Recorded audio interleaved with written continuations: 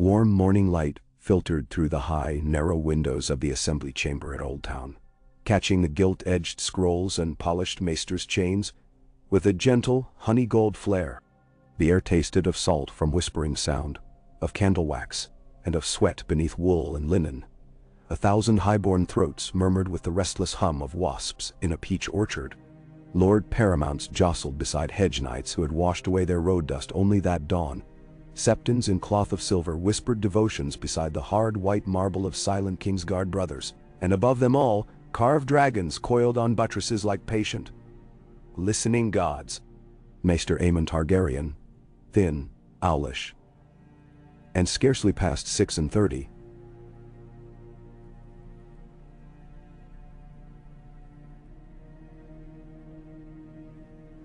stood alone upon the dais. The staff of office that Lord Lionel Baratheon had pressed into his hands seemed absurdly heavy for one accustomed to quills and scalpel blades. Its golden orb was wrought with 7 interlocking faces of the faith, each staring expectantly. He could feel their stares even with eyes lowered. Within the hollow of his chest, Aemon's heart drummed a treacherous cadence. No, nah. Yet the word was drowned by the roar of the realm beyond these walls. King Maekar was dead at Summerhall, slain beneath a collapsing stone arch, in what would be called the Peak Rebellion. His passing had cracked the line of succession like a green firepot. Princes had flowed out in all directions. Daeron the Drunkard was 5 years a corpse. Aerion Brightflame had burned himself alive with wildfire in Lys. Aegon, poor dreaming Aeg, was somewhere on the Dornish marches chasing hedge knight tales with Sir Duncan the Tall. And so the lords of Westeros, fearful of a realm without a dragon helm, had dragged Maester Aemon from the quietude of the citadel and bid him wear a crown. He had meant to refuse. He had told himself that a maester's vows were as unbreakable as Valyrian steel. But when he opened his mouth, words failed. And in the vacuum, the realm poured in. Its need, its terror, its impossible hope. He looked to Brynden Rivers, the black and crimson specter brooding in a shadowed alcove.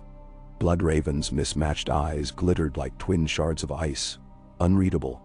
He looked to Sir Roland Crakehall of the Kingsguard, whose white cloak seemed the only stillness in the trembling hall. He looked to the great lords, remembering histories of bloody claim and counterclaim, of Harrenhal ablaze, of a grass-green field grown slick with blackfire gore. If I refuse, they will tear each other to ribbons, he thought. The realm will drown in dragon's blood. And so Maester Aemon Targaryen, last true dragon of old King Daeron's brood, lifted his gaze at last and let the hush fall heavy across the chamber. I will serve, he said quietly, clearly, if the realm will have me. A breathless silence. Then a thunder of mailed fists on oak, of cheers echoing like waves upon the step pyramids of Meereen, of bells swinging madly in the belfries of the starry sept. Somewhere, Aemon felt the godswood of Winterfell sigh with ancient leaves.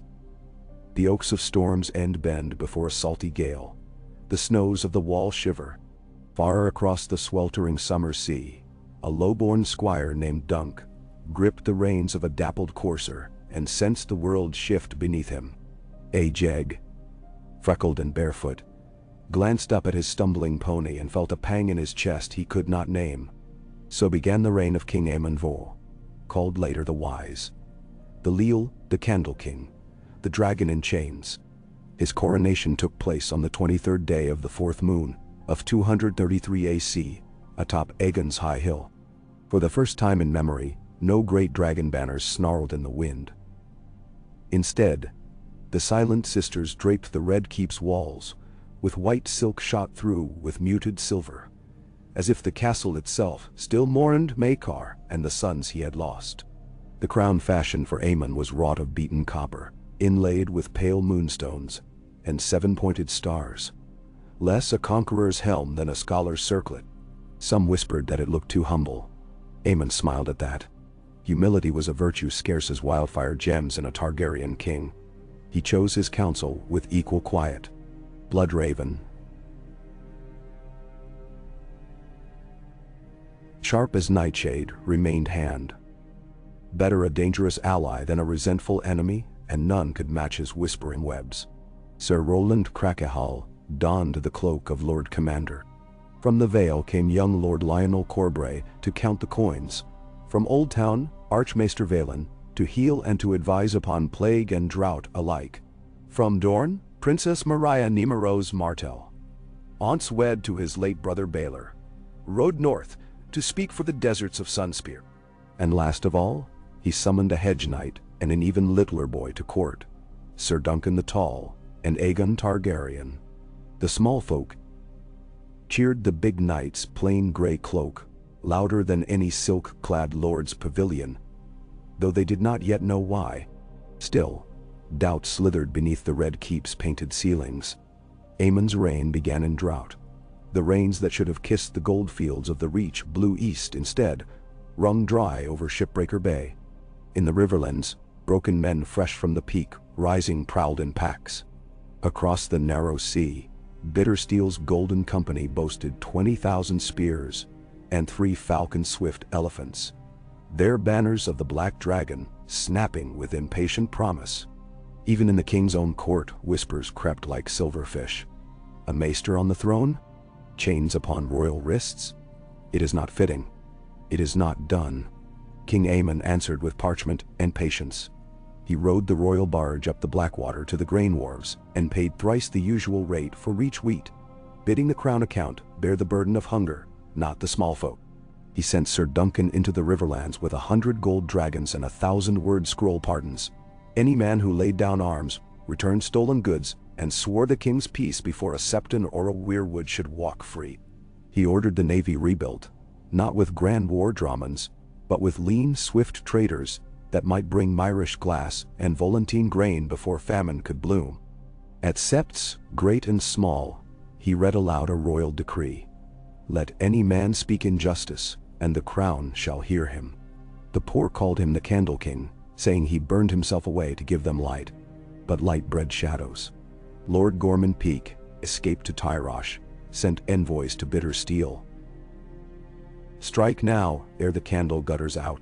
Bloodraven's ravens caught the letters, yet King Aemon would not hang messengers. Words are wind, he said. Let us answer with stone. He dispatched builders to raise new beacons on every knight's seat from the arbor to the gift.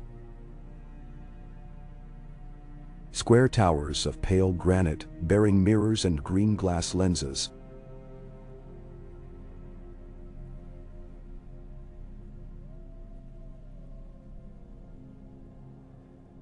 So that one spark might ripple firelight from Duskendale to Casterly Rock in a sink.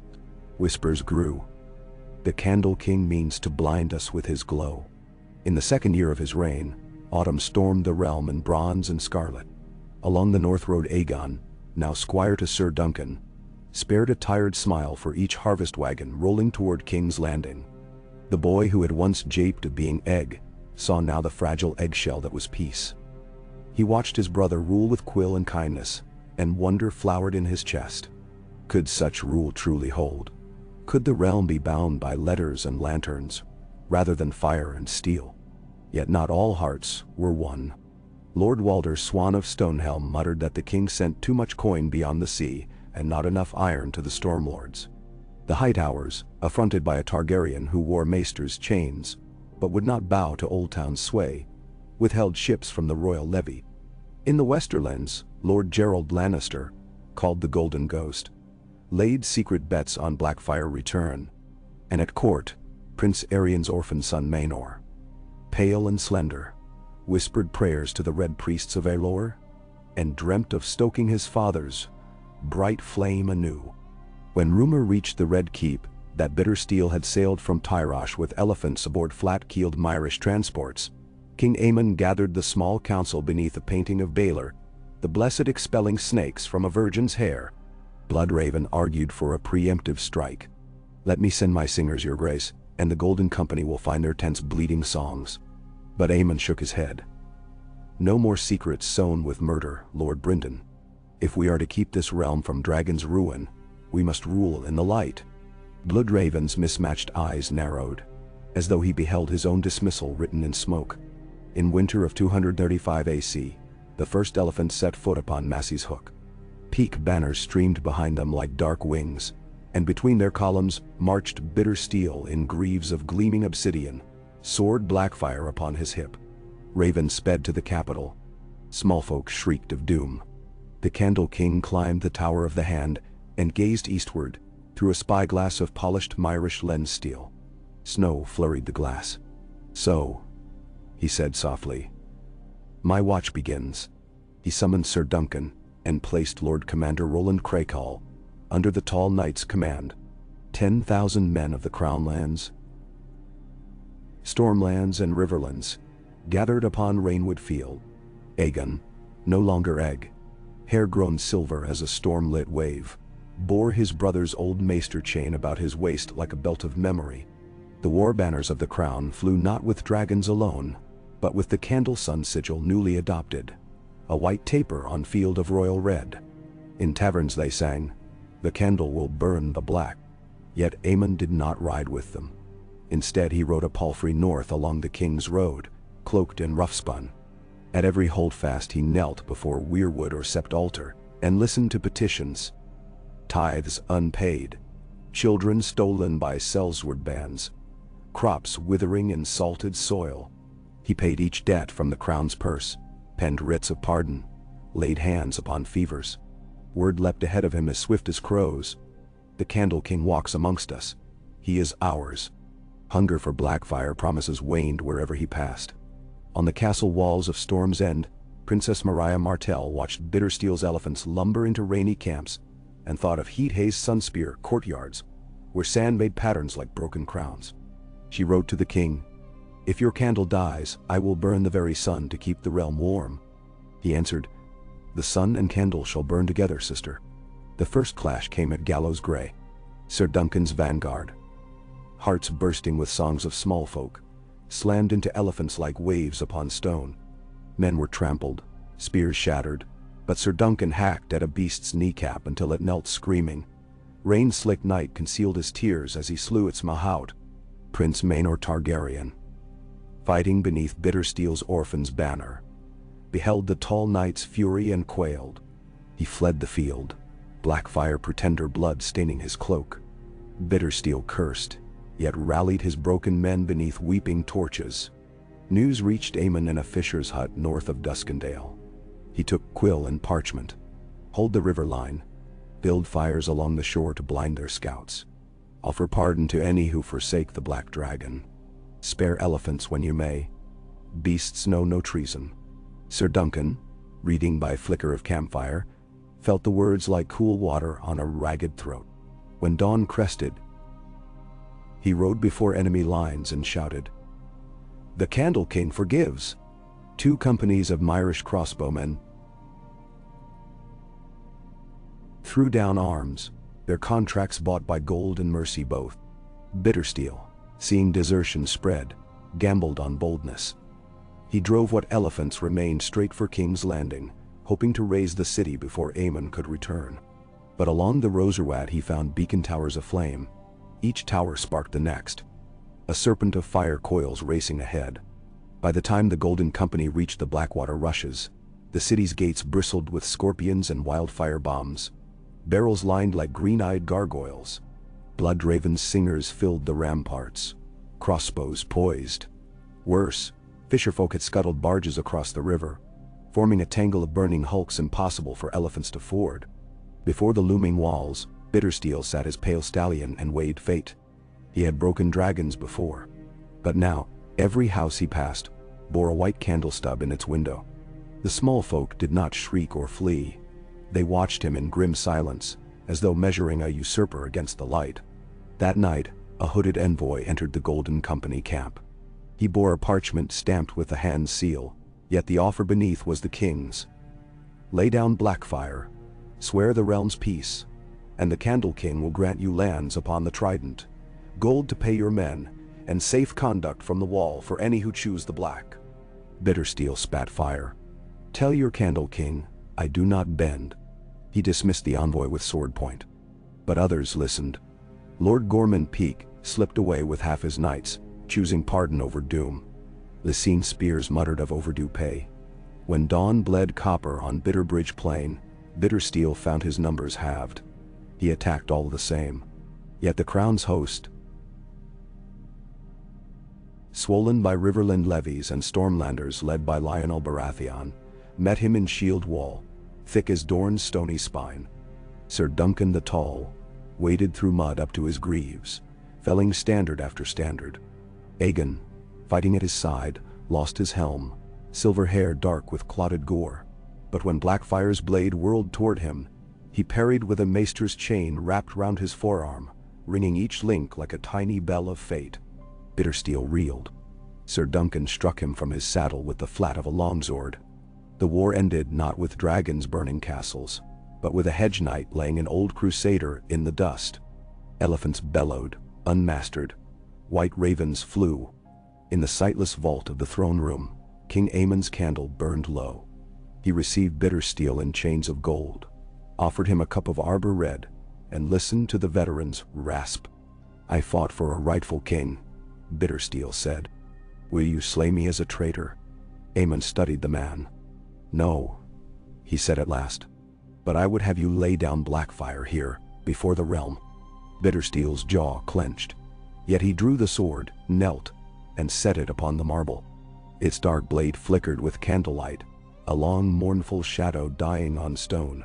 The king rose, lifted Blackfire with trembling scholar's hands, and presented it to Sir Duncan.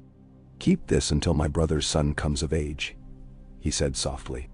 "A sword is not a crown, but crowns may grow heavy. Let the boy learn weight before he wears it." Aegon bowed, unable to speak. Bittersteel was permitted to take the black. At Eastwatch, he joined the Night's Watch, and in the long years that followed, the Shadow Tower knew a commander whose eyes held the memory of burning elephants and broken crowns. Peace, once more. Yet King Aemon knew peace was a garden needing ceaseless tending. He established royal granaries in each great city, taught letters to millers and fishwives, so that they might pen grievance writs. He expanded the beacons into ravenry rookeries, weaving swift communication across 7 kingdoms. Taxation he rebalanced. A silver penny head tax replaced grain tithes, so no lord could starve small folk to spite the crown. And wherever he traveled, he carried flasks of wildfire sealed in black iron, a reminder that though the Candle King shone with quiet light, his flame could burn bright if need arose. Some mocked him in secret. Scribe King, Quill Dragon. The candle soon snuffed.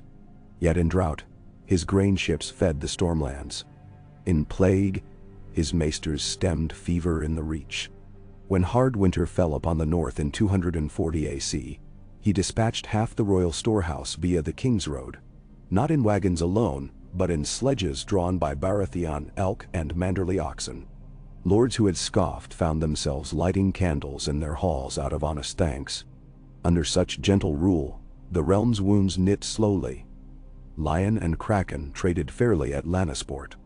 Old Town's archmasters grudgingly praised the king who wore a chain yet bowed to none. Even the faith, so long wary of dragon kings, found in Aemon a monarch who knelt at the 7-pointed star and quoted its verses with a scholar's exactitude. High Septon Dealer called him the light of the 7 in mortal flesh, though Aemon politely reminded him that flesh was fallible. In 243 AC, Prince Aegon wed Betha Blackwood in a small twilight ceremony beneath Redgrass Field's ghost willows, the site where Blackfire's first rebellion had ended in slaughter. The Candle King blessed the union. Blackwood leaves drifted like ravens upon the wind as he spoke. Some claimed he chose the spot to lay old ghosts to rest. Others said the ground remembered blood, and the marriage sealed it shut. Years spilled onward. Children laughed in the Red Keep's maze garden.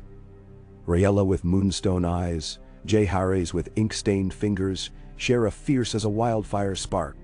Aemon aged gently, parchment skin thin as a mothwing, voice soft as ever yet carrying further than bronze trumpets. When asked how he maintained such calm, he smiled. "I listen." The Iron Throne, sharp and twisting, never once cut him. Small folk whispered it had grown dull under his touch. But time is the cruelest of maesters. In 254 AC, a damp cough lodged in Aemon's chest. Maester after maester bled him, burned him with boiling teas. Still the cough gnawed. On the first frost-kissed morning of 255 AC, candlelight flickered within his chamber while beyond. The city thrummed with braziers and hawkers crying winter figs.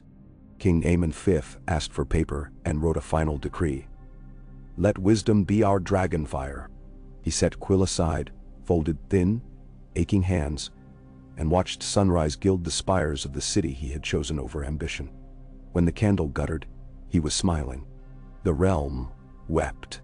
In the streets, tens of thousands raised candles aloft. A sea of trembling flames turned King's Landing into a starfield on earth. Sir Duncan set Blackfire upon the bier, its dark steel gleaming crimson in firelight. Prince Aegon, no longer prince but king, knelt before his brother's shrouded form and wept without shame.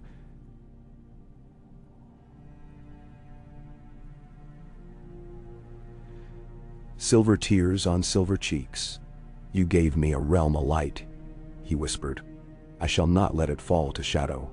So closed the reign of the Candle King, Aemon V Targaryen, scholar, healer, builder of beacons, breaker of rebellions by mercy's hand. In years to come, the singers would compare him to Baelor the Blessed and Jaehaerys, the Conciliator, though his rule lasted scarcely 2 decades.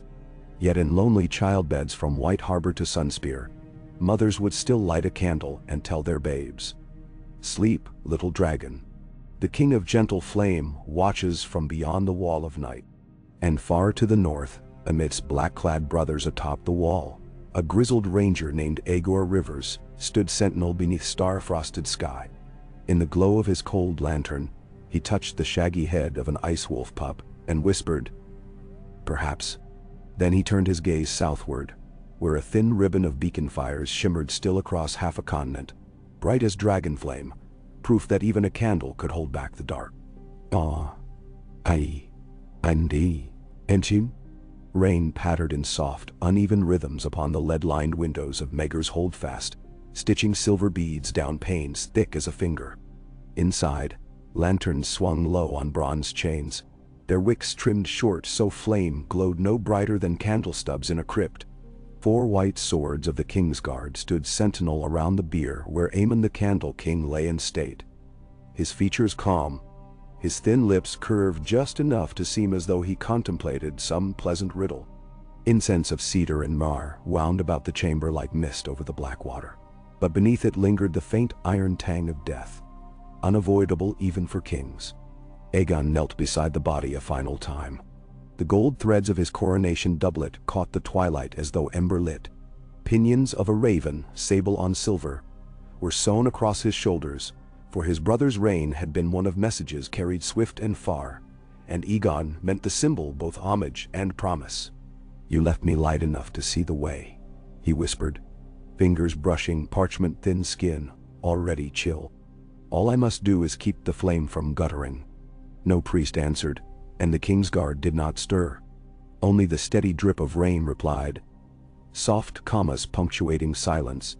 When at last he rose, something of the boy Egg still tilted his shoulders, but the weight of a dragon crown settled on his brow nonetheless. In place of copper circlet he would wear later, he bore now a plain circlet of polished bronze, unadorned save for a single opal at its peak. Maester Aemon had suggested moonstones, but Aegon had shaken his head. Bronze first, for memory of the first men, upon whose backs the realm still stands, and opal for wisdom, for opal shows many lights when turned. The Maester had tried to argue about courtly precedence. Aegon had replied that precedence came second to purpose. Dawn after the funeral brought his coronation, though the small folk swore they still smelled funeral incense in every alley of King's Landing. The High Septon recited the 7 benedictions beneath a sky the color of old pewter, and when Aegon strode the cobbles to kneel at the altar, rain had thinned to a gossamer drizzle that veiled the dragon pit ruins far across the city. From scaffolds near the flea-bottom walls, carpenters paused to watch. They hammered new hoards for grain the Candle King had commissioned, great cedar bins to buffer lean years. "That one's egged the prince what ran barefoot," a toothless cooper muttered. "Eh, but king now," another answered. "We'll see if barefoot folk fare better for it." The realm looked on with eyes bright and wary. They remembered the Candle King's mercy, but they also remembered Blackfire's swords glinting in rain, and blood-soaked elephants staggering in mud, and torchlit beacons blazing warnings from Duskendale to Deepwood Motte. Peace, they suspected, was as frail as a quill, and Aegon, for all his open hand, kept the quills sharp. His first edict, penned before the coronation feast's first course cooled, named Sir Duncan the Tall as Lord Hand of the King. The choice startled nearly every lordly tongue in the hall, for Duncan wore no silks, carried no ancient sigil, and greeted their stares with the half-bashful grin of a man who would sooner joust than debate tariffs.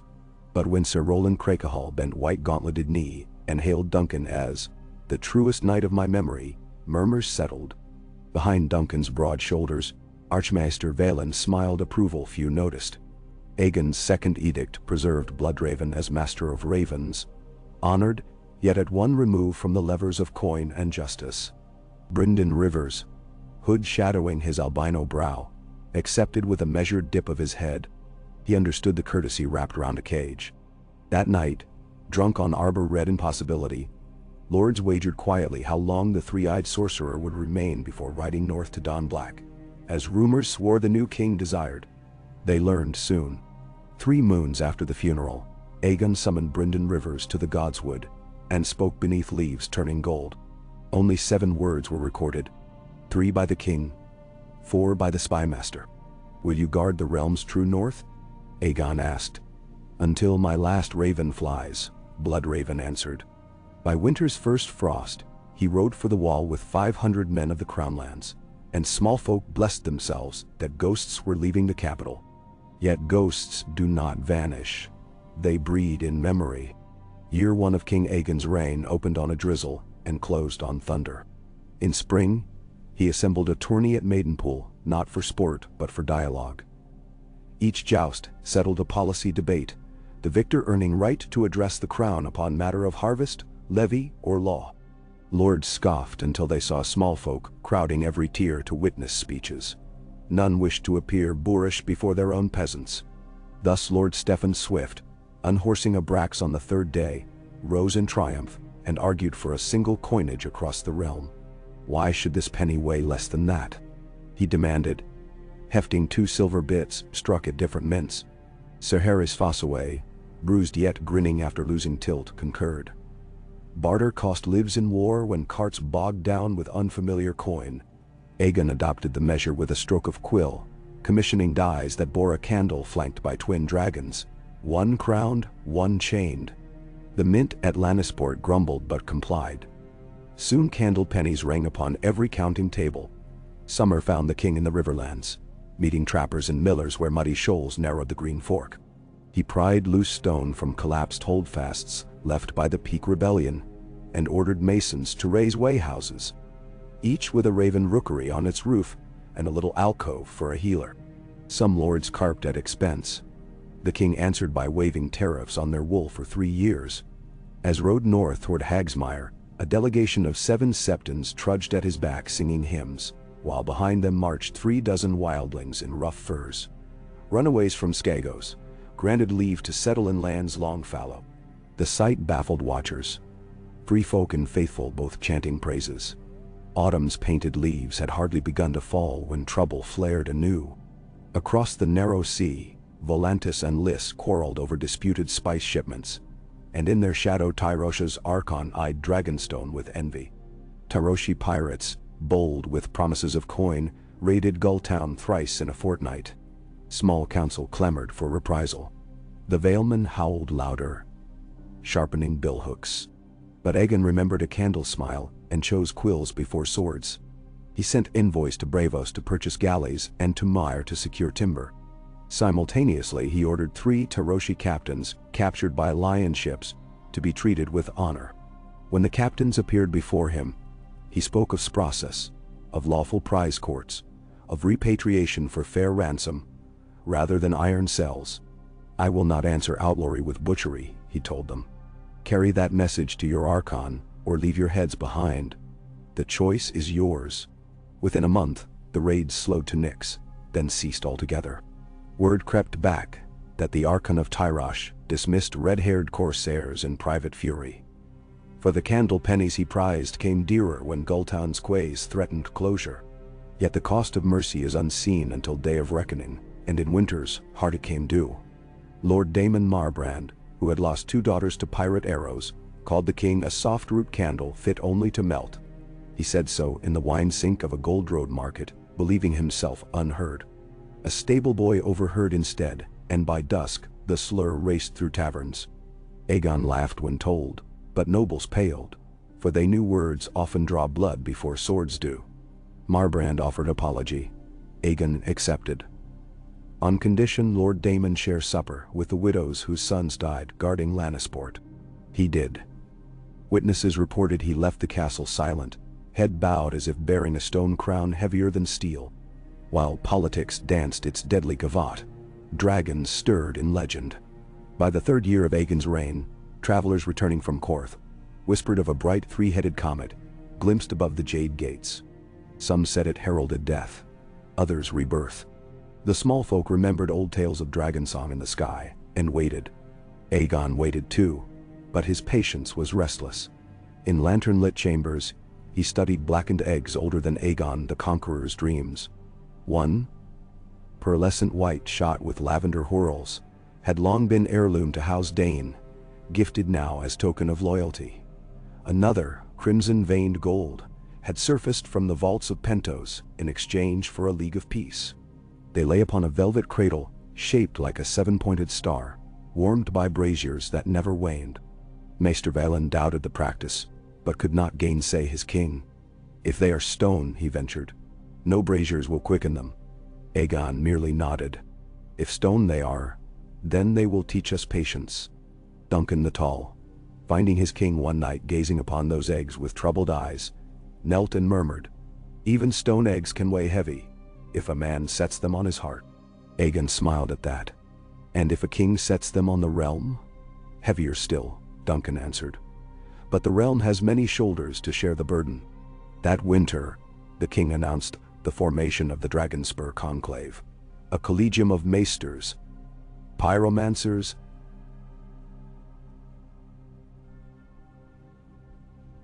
septons, and even a shy red priestess from Myre, whose eyes glowed like rubies in torchlight. Their charge: study lore of fire and life, unravel the mystery of dragons, and do so without blood sacrifice or shadowmancy. When rumor wafted that the king considered wildfire rites, he quashed it publicly. "Wildfire is for war, not birth," he declared beneath beacons blazing at Dragonstone. Yet dreams haunted him. Summerhall, a crumbling royal manor in Dornish Marsh, appeared each night cloaked in green fire and shadowed wings. In one vision he walked a corridor of stone that wept water yet burned all the same. In another he heard his brother Aemon's voice. "Warm as hearth embers, light can blind if too bright, egg. Mind the wick." He woke each time with sweat freezing on his collarbones, and before dawn, he walked the ramparts until sunrise bled the clouds pink. Sir Duncan accompanied him often, neither speaking, their boots scuffing frost to dust. Where once the hedge knight might have offered jests to chase darkness, he sensed the king's silence needed no answers, only witness. Year 4 brought the north to court. Lord Eddard Stark, grandson to Lord Biron, still slender of form yet stern-eyed, rode south with sister Lady Alice. They came at the king's invitation to negotiate grain routes and to witness the candle beacons of the neck. But quiet talk soon circled that the king meant a betrothal. His eldest son Duncan to Stark's fiery niece Lyanna, or perhaps young Prince Jaehaerys to Lady Aelys. Northern hearts were cautious. Dragonfire once scorched the neck thin. Yet when they saw grain wagons leaving the capital, even as northern granaries stood full, and when they touched candle beacon stones, warm even on a snowy morning, suspicion thawed. By feast's end on Maiden Day, Starks and Targaryens shared tales of giants and sun-made steel. No betrothal sealed, but threads were spun, and the king considered that sometimes the promise of marriage serves as well as the knot. Late that summer, a raven arrived from Bear Island reporting raiders under a scarlet kraken.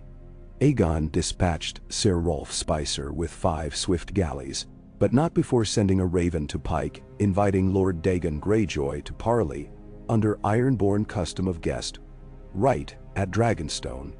The Iron King laughed, rated the whispers in reply, and boasted he would hang candle pennies from his prow.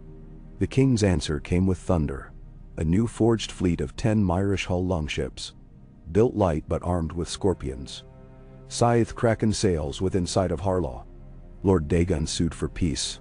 When his youngest son's ship failed to return, Aegon sent the boy's body back with coins over the eyes, candle pennies so the dead might pay the ferryman.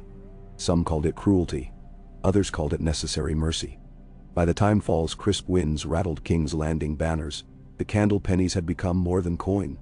They were promise of fair weight, fair justice. Bakers weighed dough against them.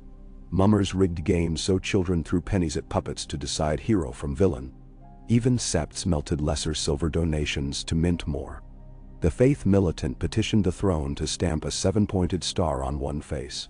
Aegon agreed, provided the candle remain on the other. Light belongs to all faiths, he reasoned, whether they call it 7 old gods or Halor. Some lords fumed that the star overshadowed dragons. A crown should not share its shine, Lord Merryweather protested. Sir Duncan rumbled. A crown that fears sharing is already rust. The king said nothing, only held up a candle penny. Light danced on copper rim. Both star and candle blazed side by side.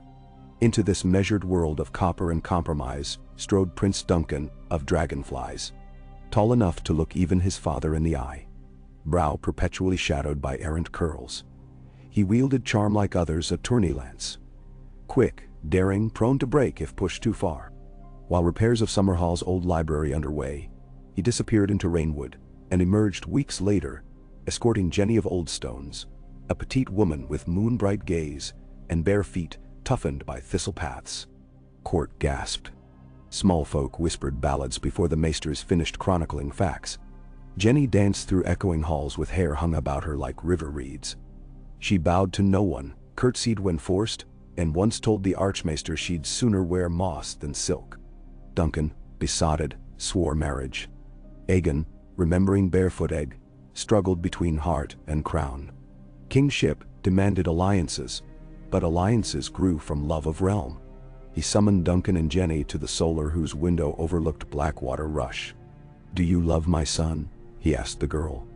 Jenny met his gaze unblinking. "The way ivy loves tower stones," she said. "I give him shade, and he lets me climb." It was answer enough for a man raised on Candle King's creed. He approved the match, privately, quietly, though he foresaw storms among high lords. They came swift.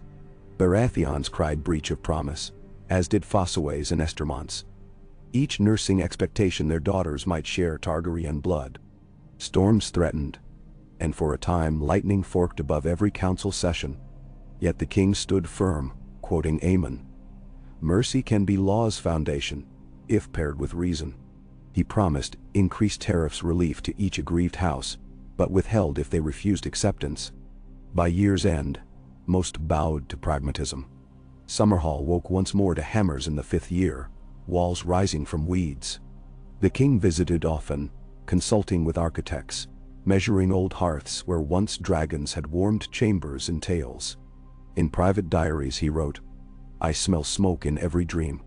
Perhaps it is only memory of torches." While masons set keystones, the Dragonspur conclave convened within a round tower whose roofless crown framed stars in velvety night. Pyromancers drafted designs for safe wildfire forges. Low brick kilns vented through sandstone chimneys, sprinkled with weeping acid to quell stray sparks. Maesters experimented with incubation temperatures, adjusting brazier height by finger widths each dawn. The Red Priestess, who answered only to Niall, hummed ancient prayers as she traced runes round eggs with charcoal dust. She claimed fire as a dance, not a blade. Septons lit 7 small fires and chanted hymns, though some worried such rites smacked of heresy mixing. Sir Duncan watched warily. "A blade does not care who holds its hilt," he warned the king one eve as they walked terraces scoured clean. "Nor does fire." Aegon clasped his guard's forearm. "Fire warms, Dunk. It also burns. That is why we study it, so it warms more than it scars." News of the project drifted beyond the Red Mountains, across narrow sea, cresting into Pentos, where magisters weighed whether newly kindled dragons might upset spice prices. In Bravos, the Sea Lord offered subtle counsel. Foolish is the man who hatches wyverns in his nursery. But in Volantis, Triarchs whispered of sending emissaries, hoping a dragon alliance could pry open Kuhor's ironwood monopoly. Yet for every hopeful murmur, a fearful echo answered. Peasant mothers near Bitterbridge tied candle stubs above cradles, praying bright light would ward dragonfire. Septons debated whether dragons signified God's wrath or blessing. And in the shadows of Fleabottom, storytellers traded coin for rumors of shadowbinders arriving from Ashai. Bloodraven, riding from Castle Black, warned of darker dreams. Shadows lengthen where light blazes, your grace. Remember to trim the wick. Aegon studied the raven's mark, half bored through by frost. He penned reply. Even trimmed, a candle shines. Keep watch, Lord Rivers, and trust I shall keep watch here. Tide of time carried both plots and harvests. By year 6, candle pennies financed new fisheries along the Arbor Straits. By 7, King's Road boasted mile markers bearing twin symbols, candle and star. And travelers swore wolves avoided their glow at night. Children of Aegon flourished. Jaehaerys devoured histories, often found in rookery copying letters with raven quills until maesters shooed him away. Shera practiced archery in the Godswood, and could split apple at 30 paces by 13.0. Rael, youngest, wandered chambers leaving posies in strangers' hands. Gnarled Sellswords wept at her shy gratitude. The small folk adored them, though whispers persisted that Rael sometimes talked to no one, claiming the little Greenseer told her secrets. In year 8, Greyjoys again tested royal resolve, ceasing Arbor whalers. This time Aegon's response was swifter, guided by Maester Vaelin's logistic scrolls. Royal fleet blockaded Pike, but simultaneously the king dispatched ravens offering ironborn traders reduced tariffs on wool if they delivered raider captains. Greed overcame pride. Within a fortnight, 24 raider heads arrived, pickled in brine. Lord Dagon, shamed, bent knee on Dragonstone, swearing salt and stone oath before witnesses of every faith. The king returned his hostage nephew with bread and salt. What magic is this that buys peace with mercy? Lord Titos Lannister asked later. Aegon answered, simple arithmetic, mercy multiplied by consequence. Still, no dragon hatched. Year 9 saw wildfire forges perfected, heat measured in hues, but eggs remained stone. Some conclave members left in discouragement. Niall the Red Priestess counseled patience, quoting the Book of Flame. The brightest ember hides longest in ash. But pyromancers grew impatient. Archmaesters suspicious. If fire alone would not waken dragons, perhaps blood. Royal blood must feed the flame.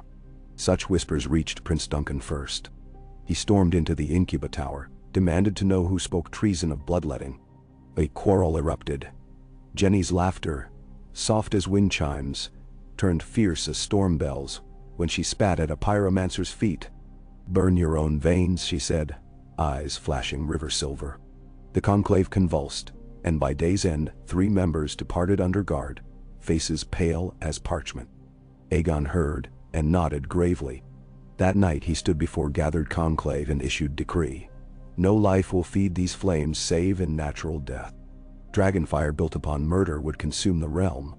The decree became known as the First Flame Law, and was etched into bronze plate hung above Summerhall's hearth. Burnishers kept it bright thereafter. Yet no king may decree away impatience.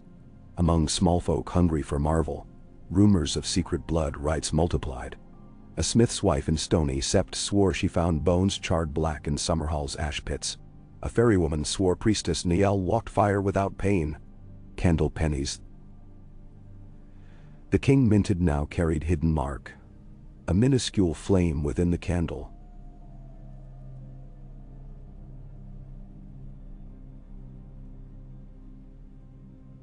Some said to pay spies tracking heresy. Duncan the Tall felt tension in every corridor. He drilled gold cloaks double rounds, bade King's Guard sleep in shifts, and walked ramparts nightly, cloak flapping like a banner of plain gray iron wool. Up on city roofs, urchins saluted him as Sir Tall Candle, for he seemed ever a lonely flame against dark. But Duncan carried heavier burden. The king's dreams grew stronger, green fire licking edges of his sight even at midday. Year 10 dawned clear as cut crystal.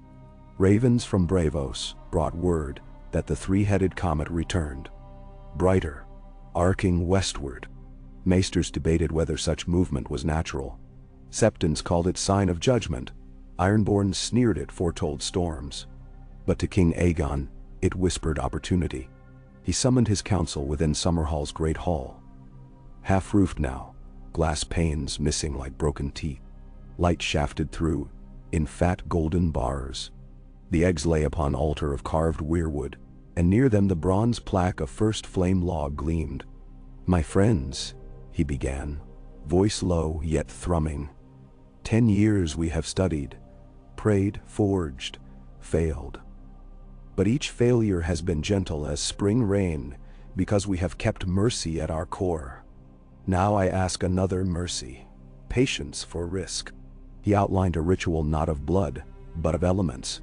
Buttered barley offered to hearth, oils mixed by Septon's blessing, wildfire kindled in measured spouts to line mosaic tray, and eggs placed at center where heat and holy oils might mingle. Niall would sing lore hymns, Septons recite 7 benedictions, maesters observe temperature, and pyromancers adjust flames with bronze dampers. All in open court at Summerhall, before eyes of realm. Reactions mixed. Archmaester Valen pursed lips. Pyromancer Belisor grinned greedy. Septa Lynette folded hands in uneasy prayer. Sir Duncan, listening, saw in the plan not cruelty but risk of chaos.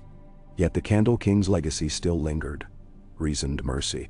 Duncan nodded approval.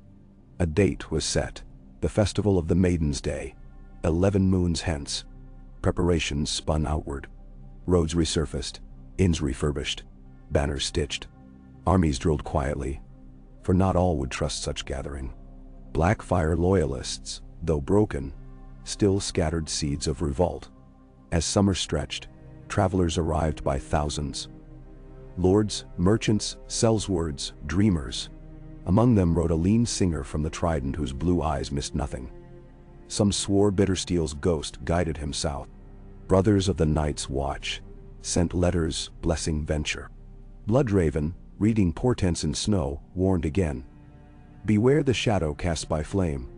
In King's Landing, Shara trained archers atop city walls, while Jaehaerys penned treatises predicting wildfire burn curves. Rael left flowers at every septal on King's Road. Small blessings for safety.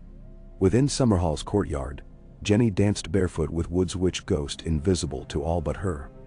Children giggled, following as if any moment they too might vanish into song. 12 days before festival, storms rolled east across stormlands, thunder cracking spires. Maesters fretted wildfire chimneys might not vent in rain. Masons hurried to seal leaks. Duncan tripled guard patrols, yet still strangers slipped through hedges. On the 5th night of storm, a sentry found a charred raven near the forge door. Its feathers arranged into rough shape of hand with 6 fingers. No one claimed knowledge. Dawn of festival broke calm. Air washed clean sky, a vault of shattered sapphire. Pennants snapped in a breeze, scented like fresh parchment. Atop the half-mended towers, bells tolled the dragon hour. They were answered by horns from every camp.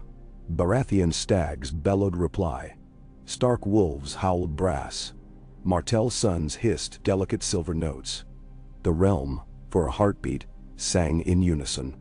In the center of the great hall, the ritual circle glowed. Wildfire troughs no higher than a thumb flickered emerald and cobalt.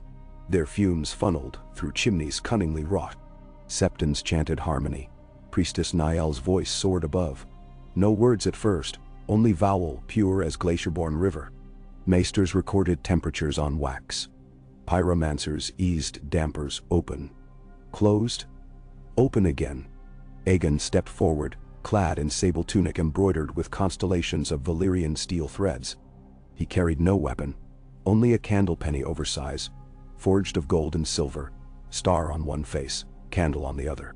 He set it upon ivory stand between eggs. "Light and weight," he proclaimed, "bound in balance." Jenny of Old Stones watched from balcony draped in willow leaves. Duncan of Dragonflies grasped her hand.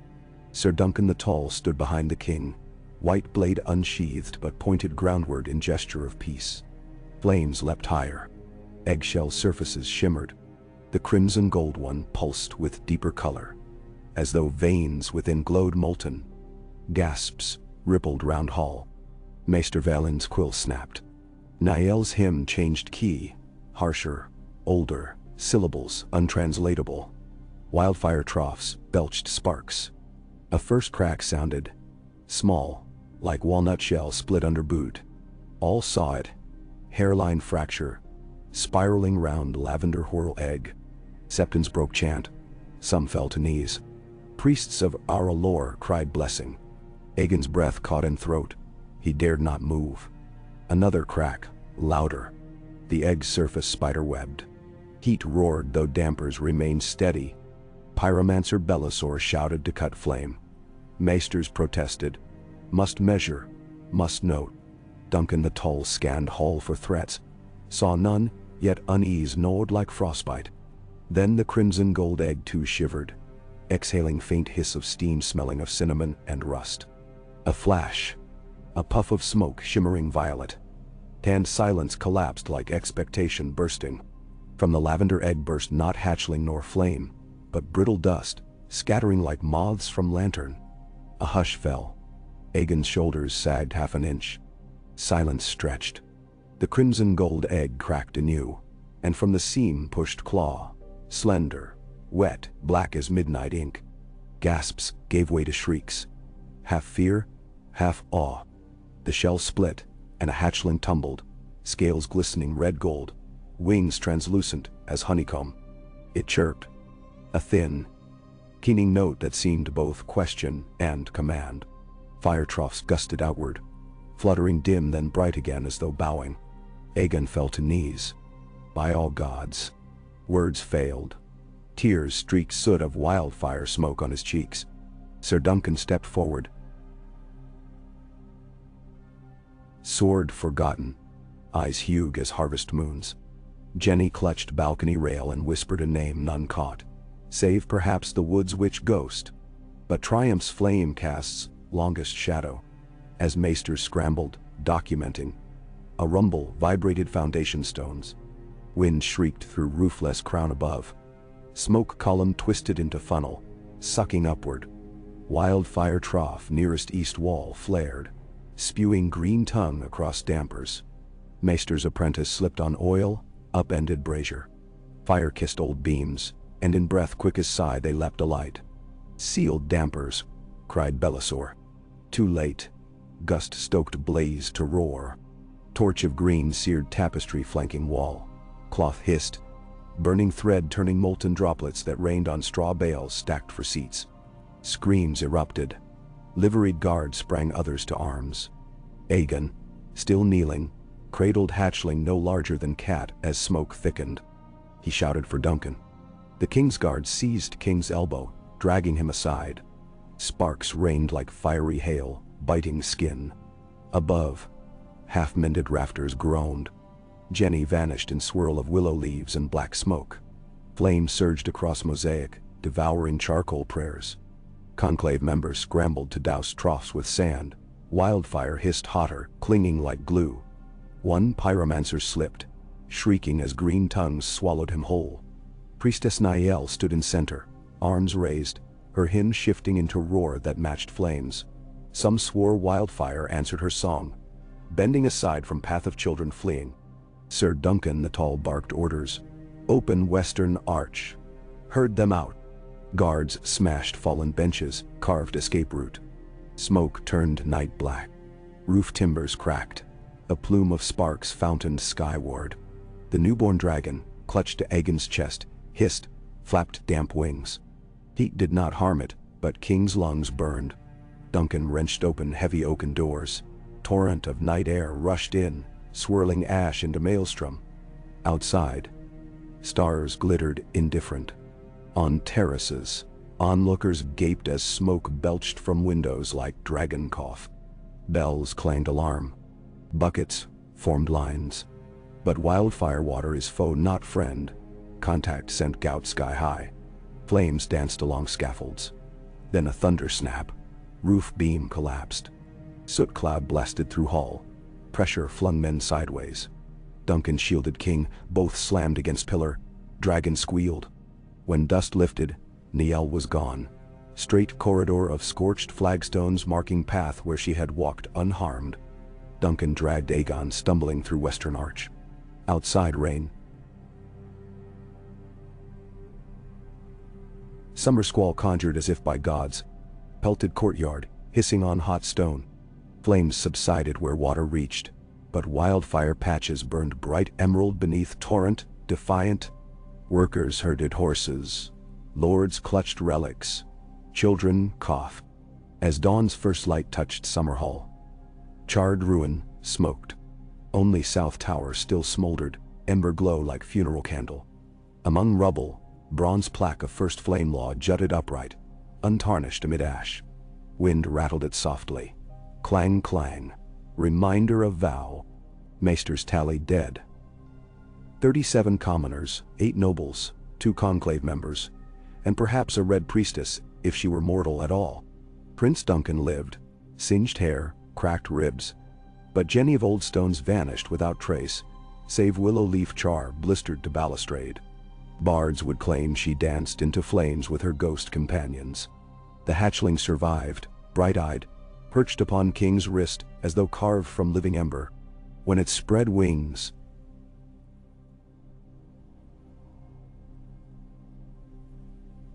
smoke drifted from membranes, but its chirrups were soft, almost questioning, as if seeking lullaby lost in cracking timbers. Aegon, voice hoarse, named it hope. In weeks following, courtiers argued blame. Some whispered of sabotage, blackfire agents, iron bank designs, priests of shadow. Others muttered of gods displeased by mingling of faiths. High Septon wept, calling tragedy proof only the Seven's light prevails. Aegon refused recrimination. He buried the dead melted candle pennies into plaques bearing names, mounted them along rebuilt gate. He forbade further dragon rituals. Yet he did not abandon the hatchling. Hope traveled with him everywhere, in war councils, in sept prayer, even when he visited smallfolk farms to soothe fear. At first, peasants recoiled, but when they saw the tiny creature blink, tilt head, flop clumsily chasing moth, their awe tempered terror. In council, lords pressed for dragon breeding anew. The weapon's allure irresistible. Aegon shook head. One flame is enough now, else darkness feast on ashes. He established dragon sanctuary within Dragonstone's basalt caverns, wider gates, mirrored light shafts, maesters sworn to first flame law. Hope thrived, growing long neck, sleek wings of molten copper. Years rolled onward, like slow tide. Summerhall's ruins he left half rebuilt, tomb and warning both. Candle pennies still minted though. Star, now larger. Flame, smaller.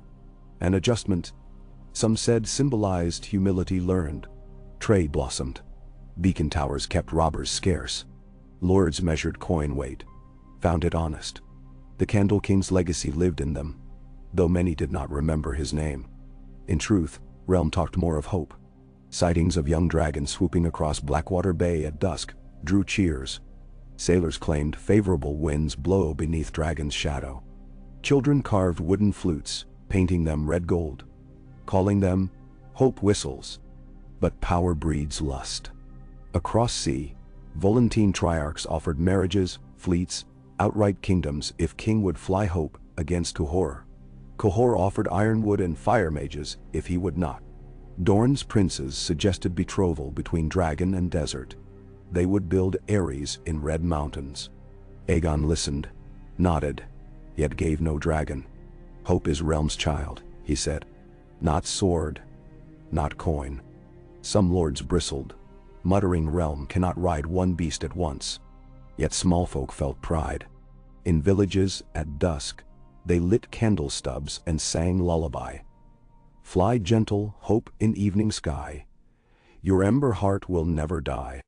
On 20th anniversary of Candle King's passing, Aegon rode north to White Harbor, hope circling overhead. Snowflakes melted on dragon scales, hissing tiny sighs. Lord Stark, gray-haired now, greeted King in Godswood, where Hearttree's eyes watched eternal. Yellow candles burned at roots, set there by Wintertown children. Did Maester Aemon dream of this? Eddard Stark asked softly. He dreamt of peace held by hands willing to burn. Aegon answered. We burn a little every day, Ned. He looked skyward. Hope wheeled, trilling. Yet even ashes can feed soil. From White Harbor he sent letters to every lord remembering Summerhall, inviting them to gather once more, not for rights, but for reconciliation. Autumn of 20th year saw nobles assemble beneath half-ruined arches, where char left patterns like constellations across stone. They spoke of fear, of ambition, of grief. They left with vows etched on copper-leaf plaques, hung beside first flame law, each oath promising to counsel mercy before war. Some historians later called it naive. Others said those copper leaves bent history's wind. For when drought struck 3 years later, and reached lords demanded exclusive exports, memory of Summerhall's flames cooled greed. They shared grain to stormlands, and storms of famine passed mild. Hope, grown broad-winged, nested in Dragonstone Eyrie, yet sometimes soared to Old Stone's ruins at dusk, circling tumbled tower where Jenny once danced. Fishermen swore they heard flute song drifting on evening breeze. Dragon's shadow waltzed slow upon river surface. Aegon aged, hair silver cloud about his brow, yet eyes bright with same eagerness that once scampered barefoot after dunk. On quiet nights he walked Red Keep corridors with candle penny spinning between fingers, star facing candle, candle facing star. A reminder that light and rule must balance. In Rookery, he kept letters from Bloodraven, now lost beyond Shadow Tower. Warnings inked thin. Ice remembers fire. But that is tale for another night when comets blaze once more. For now, in candlelit chambers of the realm, small folk and great alike breathed easier. A dragon soared, but so too did a king's promise. Mercy measured, flame trimmed, realm alight yet not consumed. And somewhere beyond the wall, snow-lost ranger watched northern sky glow faint red at sunset, and thought of candles flickering against endless winter, and smiled. Wet snow drifted across the high ramparts of the rebuilt King's Gate, hissing where it met torch flame and vanishing before a crust could form. 20 years had passed since the Candle King's beacon law first pierced the night, and still each tower along the walls of King's Landing held its mirror, its copper dish, and its raven loft, instruments of light and message alike. Tonight, though, the mirrors were blind behind frost. Lanterns swayed low, and every raven slept. The city's breath steamed in slow white curls. Inside the Red Keep, King Aegon V Targaryen walked a corridor of crimson stone, the great dragon Hope balanced upon his left shoulder. The creature had grown since the night Summerhall burned. Now her wings spread 6 feet from tip to tip, and her armored head perched just level with the king's brow. Autumn gold scales rippled with each breath, shading to deeper scarlet down her spine. She watched everything, torch gutter, guards saluting, even the king's own heartbeat, if eyes be believed, yet clung to Aegon lightly enough that he barely felt her talons. At the far end of the hall, a single cedar door barred the way to the newly finished War Council chamber. Beyond it waited maesters with parchment bundles, and lords with maps, and Sir Duncan the Tall, who would rather joust a bear than sit through another debate on Essosi tariffs. Still he came, as he always did, tall helm tucked beneath one arm. Shera and Jay Harries sat beside their father this night.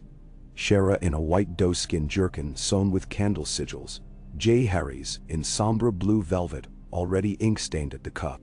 They would hear the realm's grievances and spin answers from thread of reason, as the Candle King once taught. Before the king pushed through, he paused. Snowflakes caught in his silver hair, melting to droplets that glimmered like diamonds. "Steady," he whispered to Hope.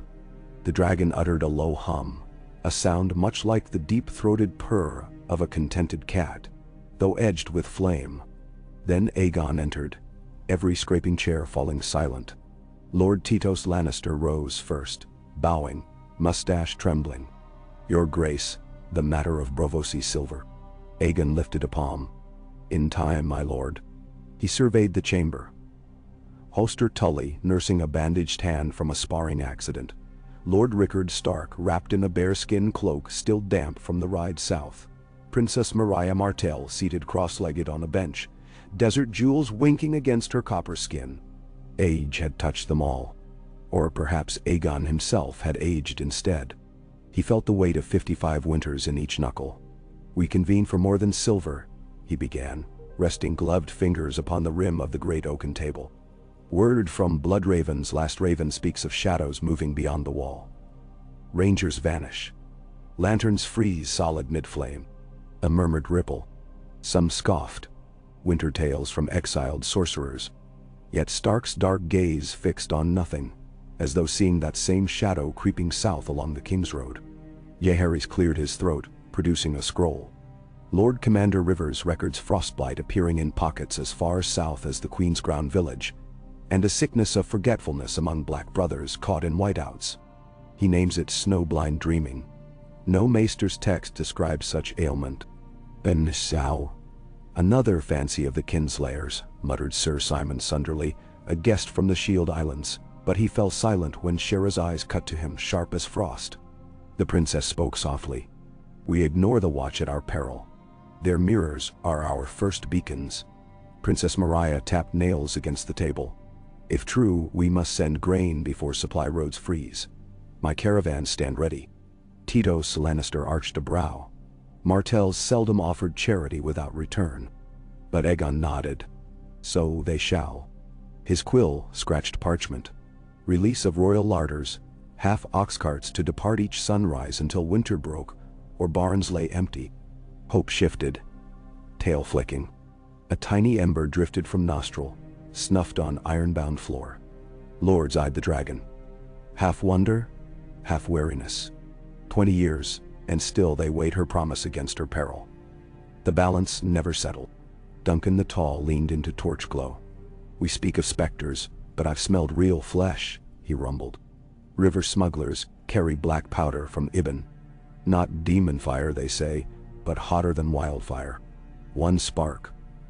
Whole holdfast crumbles. If such stuff reaches pirates, it must not." Aegon signed another order, dispatching royal inspectors to Maidenpool and Saltpans. Flame once saved this realm. Now it tempts destruction. Lords nodded, remembering Summerhall's green roar. Jaehaerys added the powder to his growing ledger titled Care of Dangerous Sciences. The council continued deep into night. Numbers of wheat bushels. Number of nights before first frost. Number of ships newly commissioned. Until bells rang the third hour and candles guttered. When finally dismissed, most lords hurried to hearths. But Aegon climbed spiral stairs to a rooftop garden where snow sifted onto leafless mulberry branches. There, beneath starlight, he breathed clean cold and felt the dragon's chest rise in rhythm with his own. "Does the realm rest easier because of one dragon?" he asked the knight. Hope answered with a soft sure. Her wings unfurled, stirring snow into whirlpools. Somewhere across the castle a horn blew 2 short notes, the owl's well. Yet silence afterward felt brittle. Footsteps crunched. Duncan emerged, cloak white with flakes. "Your Grace, the maesters fret at your sleepless hours." "Do they?" Aegon smiled without humor. "Let them prescribe dreams, if they know the recipe." Duncan chuckled, the sound rumbling through snow-laden air. "Dreams are cheap. It's waking that costs." He studied the king's profile. "I remember a barefoot boy at Ashford Meadow, boasting of dragons yet unhatched. That boy would marvel at what you've made." "He might ask why so little has changed," Aegon said. "One dragon, one piece. But cruelty still crouches in corners." "No. Better corners than thrones." Aegon looked east, where dawn's first hint of rose gold brushed cloud. "Would the Candle King approve, do you think?" Duncan considered. Aemon lit the candle. You've tended it. He'd approve of that. Hope ruffled scales as though agreeing. Satisfied, Duncan left with a bow, his footfalls muffled by new fallen snow. By late frostfall, snow lay 2 feet deep across the King's Road. Black wagons bearing the sigil of a lit candle creaked northward through drifts, their axles singing frost-cracked tunes. Atop the lead wagon rode Lady Rhaelle Targaryen, cheeks pink and cold, hands stuffed into direwolf fur gloves gifted by Lord Stark. Ahead, Dornish outriders tested the path, spears doubling as ski poles when crust gave way. The convoy crawled past Queenscrown, where watchmen raised torches in salute. Rhaelle returned the gesture, though flames guttered wildly in icy wind. With each mile the woods grew older, trunks knotted, limbs heavy with rime. Ravens watched from branches, their croaks echoing like rusty hinges. At dusk on the 6th day, a rider approached bearing the black and white of the Night's Watch. He bowed from saddle. "Lady Princess, your arrival expected." Castle Black Reedy's hearths. Rhaelle smiled, though teeth chattered. "Then lead and I shall follow." Hope soared overhead, a crimson slash against pewter sky, her presence scattering the raven flock in shrieking spirals. The watchrider's eyes widened at sight. He spurred forward.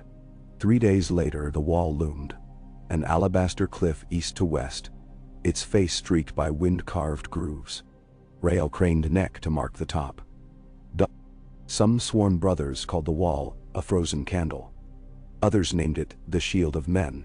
She saw instead an unmoving wave poised to break south, held only by faith in ice. At the gate, Lord Commander Brynden Rivers met them. White hair now tinged silver by age and frost. A black silk patch covered one eye. The other, pale red, gleamed with the old fire. He bowed. "Your father sends bright candlelight into our night, Your Highness." "Welcome." Rhaelle dismounted stiff-legged, clasping his forearm. "The realm must keep watch together, Lord Commander." Rivers flicked gaze skyward. Hope settled atop an abandoned sentry tower, talons sparking frost shards. "A dragon at the wall," he mused. "A first since the Conqueror's day. Let us pray she warms stone only, not brothers' hearts to reckless thought." Inside the ancient hall they broke bread. Sourdough near black with barley, stew thick with squirrel and wild onion. Rangers gathered to stare at royal guests. Rhaelle answered their timid questions about King's Landing markets, Dragon's diet, candle coins. Laughter thawed walls of reserve. Soon even taciturn Shadow Tower sergeants swapped stories. But after supper, Brynden Rivers guided Rhaelle and her sworn maester to his solar, a narrow cell carved from ice itself. There he unrolled hide maps. Marks here, here, and here. He tapped charcoal circles north of the wall. Patrols vanished. Ravens sent, none returned. "I've ridden with men since, found only silence." He paused, breath frosting. "And this?" From a casket he withdrew a shard of something like glass, yet darker. Mirror-smooth black shot through with faint blue veins. Rhaelle touched it. Cold numbed even her gloved fingers. Stone? Obsidian, yet unlike any axe head from Dragonstone. "We found it embedded in a ranger's breastplate.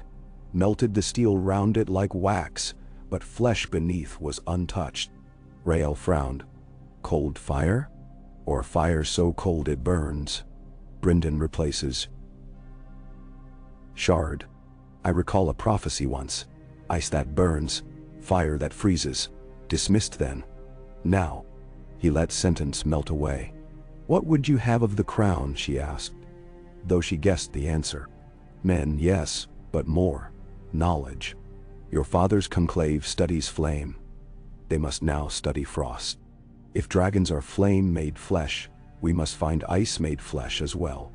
"Nam." Rhaelle promised word to her father and retired, mind swirling. That night she stood atop the wall, cloak snapping. Hope perched beside her, wings tucked. Stars wheeled clear and sharp. Beyond the frost plain, Snow devils danced.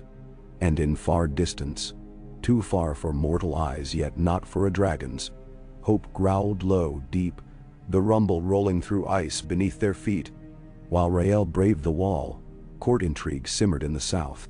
Shera, acting as regent in her father's frequent absences, convened artisans to construct a grand library within the dragon pit's shattered shell.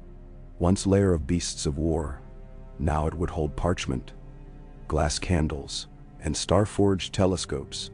Some lords balked, rishis better spent on swords. Shera demonstrated by inviting them to witness a Bravosi lens reveal flecks upon distant Masorian astrolabes. Knowledge, she declared, was shield and spear both. Coin for such grandeur came scarce. The royal exchequer, though filled by candle pennies, bled silver north and east to feed watch and fleet. J. Harries recommended an innovation: royal charters for banking houses, provided they lend at lower interest to small folk guilds. He called it the Flame Bank, borrowing trust from the crown's light. With careful contracts, the realm's hidden coin might be coaxed into granaries and shipyards, rather than moldering in lordly vaults. Titos Lannister approved. Lyon's new prophet. Others sniffed risk. But J. Harries argued gold unused was ash. In whispering sound an unexpected boon arose. A team of netmakers, dragging shallows for herring, pulled up tangled lumps of black glass. Obsidian, by the cartful. Word reached the capital, swift as raven. Within days wagons rolled to Old Town, where archmasters of stone and earth set chisels to the hall. They declared the stuff ancient, perhaps birthed in first days of Valyria's shadow. When Bryndon Rivers heard, a raven winged south to beg samples for the wall, citing whites that flinched from dragon-glass blades in old tales. The small council agreed. Half the hall diverted north. Across narrow sea, Pentos eyed obsidian shipments greedily. Its magisters claimed any stone dredged from their side of the stepstones. Negotiations sparked tense. To ease strain, King Aegon proposed a joint expedition. Pentoshi divers and Westerosi masons to split findings. Magisters scoffed until he offered guarantee of candle pennies against spoilage. Greed triumphed over pride. Accords signed in smoke-scented ink. Yet not all welcomed light. Far in the Vale, Lord Robert Belmore nursed ancient grudge. His forebears lost half their minds to royal tax levies after the Peak Rebellion. Belmore whispered to sell sales of stepstones about dragon eggs. 3 unhatched, hidden still at Summerhall, he claimed, price enough to buy kingdoms. Rumor grew, like bruises under skin. Spies carried whispers to the Iron Bank of Bravos, whose tally-keepers scribbled columns of risk and reward.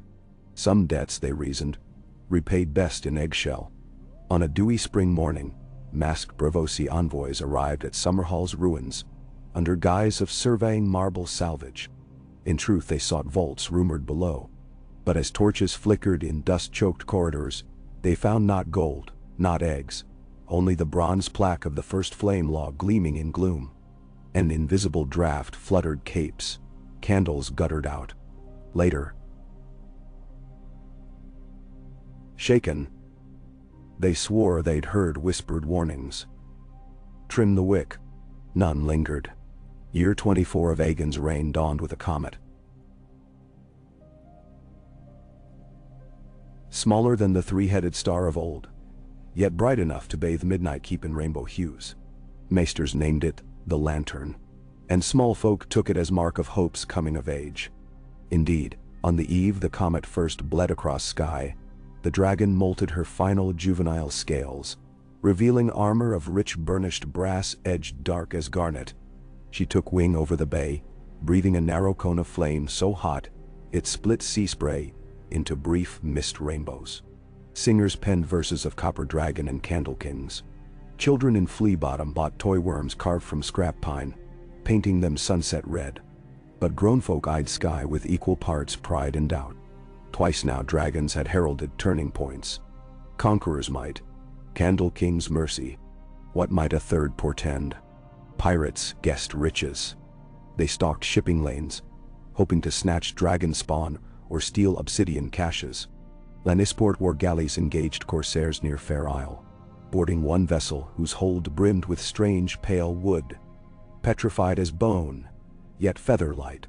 Under questioning, Captain confessed it came from far north, traded by raiments of black and white. Branched pieces carved into arrowheads, he said, pierce steel like cloth.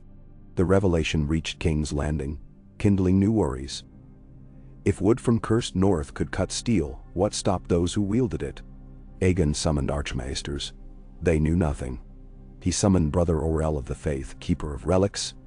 He called it weirwood, blood-sapped, sacred to old gods.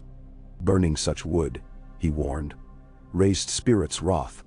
The king frowned, imagining steel armies armed with ghosts. Hope landed heavy on marble courtyard, tail coiling round Aegon's feet. He stroked her jaw. "You'll guard realm from ghost arrows, my girl?" She clicked fangs. A jest of sorts. Soon after, a raven arrived from Shadow Tower. Brynden River's missing 7 nights, last seen riding north with 2 sworn rangers and a mute boy. The boy returned alone, hands frozen black, repeating only one phrase. "Snow sings, snow sings, snow sings." Panic stirred. The wall's command fell to Sir Hallis Hawick, a cautious knight, but no sorcerer. Lord Stark urged immediate relief force. Small council debated dispatching Jaehaerys himself. Shera opposed, fearing succession risk. Into this storm stepped Prince Duncan, graying at temples, eyes still bright with dragonfly restlessness. "Send me," he said. "I know the watch paths, and ghost songs hold no terror for a man who's danced with ghosts already," meaning Jenny. The council reluctant, but Aegon trusted no one more to seek rivers. Thus Duncan and a cadre of Stormlander knights set muster. Hope would carry them part way before snows thickened. The night prior to departure, Duncan visited Summerhall alone. Moonlight silvered ivy-clad stones. He paused before the charred balustrade where willow leaves once clung. There he whispered vows to memory. He would find Brynden or his bones. He would learn if ice could indeed burn. A hush answered, perhaps wind, perhaps ghostly laugh. Northward they rode. Hope soared overhead until mountains loomed. At Queen's Crown snow-swept fields exhaled blue mist. Wild wolves trailed, eyes rimmed white with frost. Duncan gifted them smoked venison, muttering, "Let hunger be our friend, not foe." Wolves loped off. 7 nights later, at the wall's base, Hawick greeted them curtly. "More mouths to feed," he grunted, but relief softened voice. Watch brothers looked upon the dragon perched outside gate, and in their faces fear mingled with awe. Ancient story breathing. Duncan wasted no hour. He studied Rivers's last known trail, a broken line of hoofprints vanishing into windswept valley called the Vale of Faces. Legends named it haunt of children of the forest, but rangers laughed until they vanished. He selected a slim force. Himself, 2 handpicked Stormlanders, a Maester of Herbs, and the mute boy who survived. The boy, Rook, communicated by scratching charcoal on wood. "Snow Cave sings," he wrote, pointing beyond the white tree foothills. Under argent auroras, they set forth. Hope stayed behind, her bulk unsuited to dense pines and risk of avalanche. Instead, she circled wall, scorching straggler whites glimpsed by sentries. Night after night. Sky flickered with green lights, crackling faint as distant song. On the 3rd day inland, snow thickened into waist-high drifts. Frostbite gnawed fingers through sealskin. Yet Rook scurried ahead barefoot, unharmed. He halted before cliffside where black opening yawned. "Cave dat. Singed." Duncan signaled silence. They entered. Inside, ice crystals coated walls in feather patterns. Their breath made tiny pops. Deeper, cave broadened to cavern where pillars of dark blue glass rose from floor like frozen flames. At center stood statue carved of weirwood, a tall figure cloaked in bark, face heart tree white, eyes tears of dried sap. Before it lay Brynden Rivers, alive but unmoving, encased from waist down in rime like glass coffin. Snow dusted his shoulders, yet chest rose slow. Duncan knelt. "My lord?" Rivers's pale eye fluttered open, voice a rasp. "Dunk, I saw. Song is teeth." He coughed frost. "Children called me Greenseer, but I am blind." Tears froze on cheek. Maester broke ice with hammer, freeing legs. Skin beneath looked unburned, but pale as milk. When they tried to lift him, weirwood statue's eyes wept new sap. Cavern pulsed with distant hum. A half-heard melody.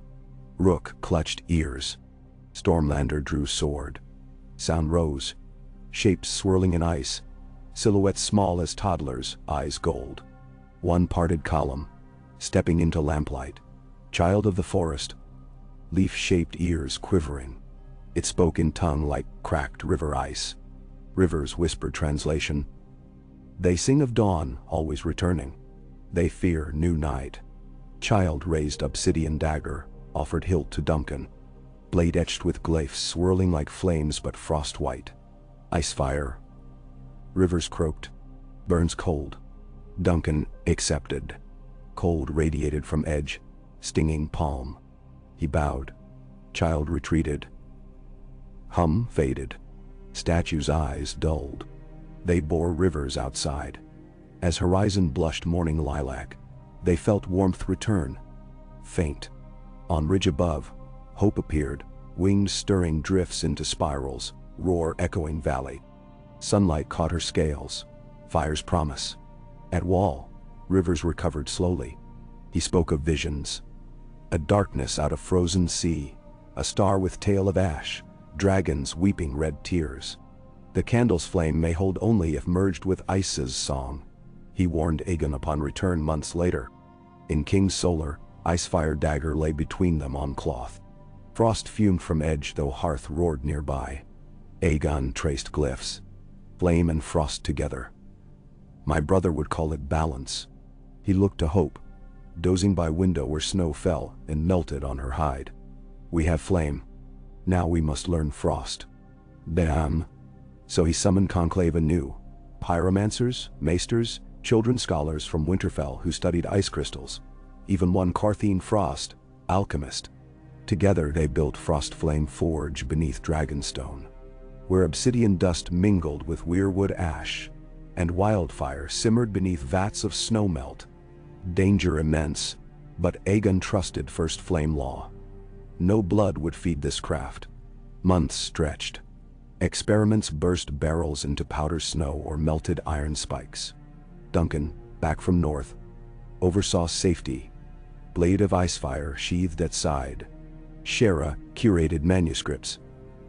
J. Harris drafted treatises on thermoregulation of dragon flesh, near sub-zero flame. Rael wrote from wall of New Ranger tactics with dragonglass arrows. Amid this fervor Hope laid egg. Single, small, shot with bands of copper and milk-white flecks like snow on ember. Queen Betha wept at sight. Small folk jammed septs with candles for blessing. Egg placed in Frostflame Forge, warmed by alternating heat and chill cycles, overseen by both Septon and Northern Tree Speaker. Years passed. Comet faded. Trade waxed. Iron Bank invested in candle coins. The library in Dragon Pit opened, full of humming glass candles that stored scholars' voices for future readers. A marvel by Corathene artisans, merging sound with light. Another flame in darkness. And yet, outside borders, storms brewed. In Slaver's Bay, dragons of blackened bronze rumored hatched to a Cellsail queen. In Yeti, silver tigers read portents of twin sun eclipses. Westeros watched, wary. On the 31st year of Aegon's reign, Brynden Rivers died beneath Hearttree at Castle Black. Whispering last message to Raven, that flew south, feathers rhymed with ice. It reached King's Landing days later, collapsing upon throne room floor. Only word readable in ribbon on leg, winds. Shera pondered. Jaehaerys deduced it meant winter storm. But Duncan scraped ribbon further, revealing faint impression of second word. Dragons? Debate ignited. That winter's night, hope burst from Dragonstone Eyrie, keening skyward. Snow soft but unending blanketed the realm. In Frostflame, forged the lone egg cracked gently, revealing hatchling pale as dawn with streaks of glowing copper. But as it breathed, its exhale steamed white, so cold it froze droplets mid-air, then melted them again in instant cycle. Flame and frost in one breath. Aegon named her Balance. 2 dragons now. 1 brass fire, 1 pearl frost. Maesters quaked. Lords dreamed of armies beneath mirrored wings. But the king forbade weaponization. Instead he tasked dragons to patrol beacons, test frostflame weapons against wood dummies, nothing living. He forged new law.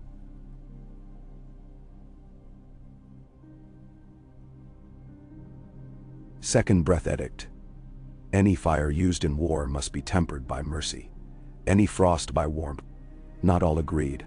Lord Belmore, restless, gathered Stepstone's pirates and Braavosi sellswards, promising eggs in Summerhall's deepest vaults still. They struck Gulltown. Seized 3 merchantmen. Killed a dozen guards. Aegon responded with fleet swift as gull, led by Shera, who'd trained with bronze Jan Royce in naval tactics. Battle of Candle Bay lasted 1 dawn. Balanced Dove, her frost fire breath freezing sails to crystal. Hope followed flaming edges, so they shattered like glass. Ships surrendered, pirates shackled. Belmore flung himself to freezing sea. Realm celebrated, but small folk whispered uneasy. Dragons again wielded in war, however bloodless. Septons preached caution. Cahor blacksmiths offered Valley's ironwood in exchange for frost breath forging secrets. Tips of Power's spear sharpened. Aegon felt threads tighten. He dreamed of Candle King again. Aemon stood in Summerhall corridor. Flame halo round head, speaking silent words. Guard the wick. Waking, Aegon began drafting Book of Balance. Codex of laws for draconic use, fusing first flame law with lessons learned north. He invited Lord Stark, Princess Mariah, even Ironborn captains to contribute codes of honor. Arguments fierce, but by spring text finalized, sealed in copper and weirwood, stored under beacon towers across kingdoms. When Comet returned for 3rd time, smaller still but sharp, children called it Dragon's Tail. Hope circled Skagos. Balance spiraled storms and turrets, cooling summer heat with chilly mist for crops. Farmers thanked gods for timely rain. Yet on far horizon of northwest seas, watchers glimpsed glitter of icebergs drifting south that melted not under Balance's warmest breath. Behind them,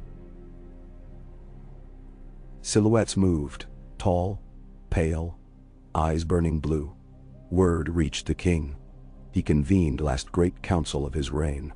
Old Duncan, beard snow-white, leaned upon Isafire cane. Jaehaerys, now hand, carried ledgers of grain and obsidian counts. Shera wore sword and quill. Rael knelt to speak of Ranger's fear. Nights too quiet, birds vanished. Lords argued. Some demanded raising levies, others said it was northern fancy. Aegon listened, stroked candle crown he rarely wore. Finally he rose, voice calm as banked hearth. When my brother chose the crown, he chose burden of all living souls. He taught me light without heat is but illusion. So we must burn. Yes, but never blind. Dragons will fly north with peace before war. Candles will glow on every sill. And should darkness prove deaf to mercy, then light and ice shall stand together. Mandates issued. Half-realms dragonglass shipped to castles along the wall. Obsidian-tipped spears forged, each stamped with candle and snowflake. Frost flame wagons carried barrels of winter breath powder, invented from children of forest glyphs. Hope and Balance escorted convoys, roaring duet of heat and chill. Pilgrims walked roads placing candle stubs in hollowed snowmen, sign of solidarity. Maester Aemon, ancient yet sharp, taught small folk to shape obsidian shards to arrowheads. Septons preached unity of 7 old gods, and R'hllor against common night. On a still night under Aurora shimmering green-violet, King Aegon rode Hope skyward one last time, Balance following like ghost lantern. From that height he saw realm, a lace of rivers and beacon lights. And he saw to north horizon a smear of darkness where snow clouds boiled. He felt weight of candle penny and pouch, star and candle side by side. He murmured to dragons words none recorded. Dawn found empty balcony on King's Tower, candles burnt to stubs. Some say he flew beyond wall to bargain with ancient powers. Some claim dragons bore him to halls of children deeper than time. Others whisper he soared into comet's tail, became star himself. Court mourned yet did not crumble. Book of Balance guided. Yeharis crowned. Shera commanded beacons. Rael maintained wall. Dragons returned at dusk, perching on Maegor's holdfast, eyes solemn, but kingless. Years later, children reading library's glass candles could press ear and hear soft voice. Aegon's final entry, light, trimmed, endures. They learned Candle King's first lesson, and Balance King's last. Beyond, winds howled, but every tower shone. And if one stood upon wall in darkest hour, they might glimpse twin shapes circling Aurora. One brass flame, one pearl frost, drawing figure eights of infinite vigil, melting snow where it choked hope, freezing fire where it threatened mercy. Under their watch, realm endured like candle flame sheltered by cupped hands, flickering but never dying. Ka. Snow whispered over the battlements of Winterfell in fine glass-clear threads, each flake wandering upon wind before joining its fellows on slate and stone. Under the weight of a world gone white, the castle's walls seemed less fortification than timeless ridge rising out of frozen earth. A single banner, the direwolf of Stark, hung stiff above the gatehouse, its gray fabric rimmed with hoarfrost that glittered beneath Aurora's shifting green and violet across the northern sky. Beneath that spectral glow, a hush clutched every courtyard, and stillness breathed in cadence with distant wolves. Inside the great hall, only embers remained from the night's final log. Lady Alice Stark, now Castellan during her brother Lord Rickard's absence, leaned forward, elbows braced upon pine table recently scarred by map pins. Her sable hair, touched with first threads of silver, spilled loosely over a tunic of undyed wool. Across from her, Maester Aemon adjusted candle wicks with trembling fingers. Melt pooled around their bases, but even flame's golden hush could not warm the chill that seeped into the hall from every crevice. Splayed across the table lay the new maps, fresh parchment from the Frostflame Forge bearing marks in crimson and cerulean inks. Red circles charted beacon towers south of the wall, each numbered and annotated with grain stores. Blue diamonds charted reported sightings of pale travelers and odd bursts of charcoal frostblight. Queen's Crown Woods watched the lonely lake, and now, newly added, a speck far to the east labeled Hardhome. Maester Gawain's quill hovered. Your ladyship, message from the Night's Watch, speaks again of corpses walking, and blades of obsidian burning blue when they kill. He swallowed. The old tales return. Lady Alice traced finger along the path of blue. If tales walk, we must know their stride. She tapped the Hardhome mark. Wildlings flee again, only to vanish at coast. Some say a figure in shattered crown appears amidst drifting snow, calling them seaward.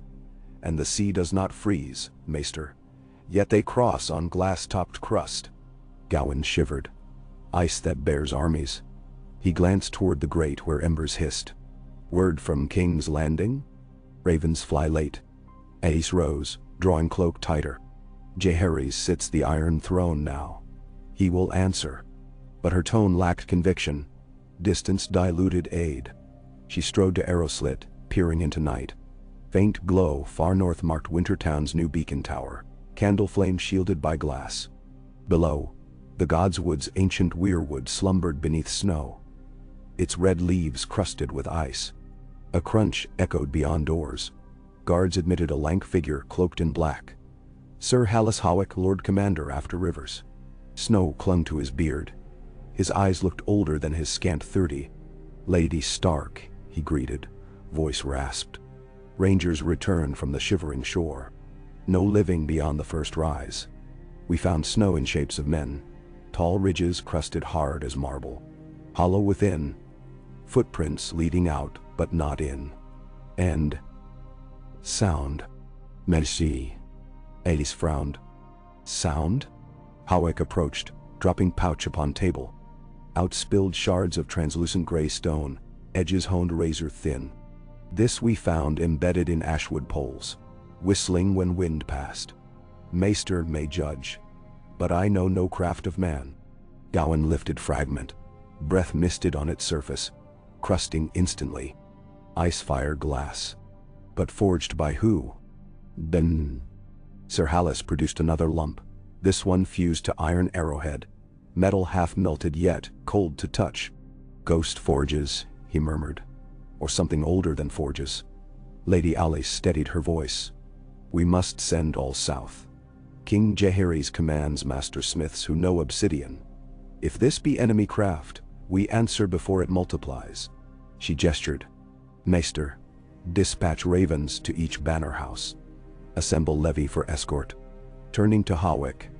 Your brothers must hold wall gates day and night. They already do, my lady. Howick answered.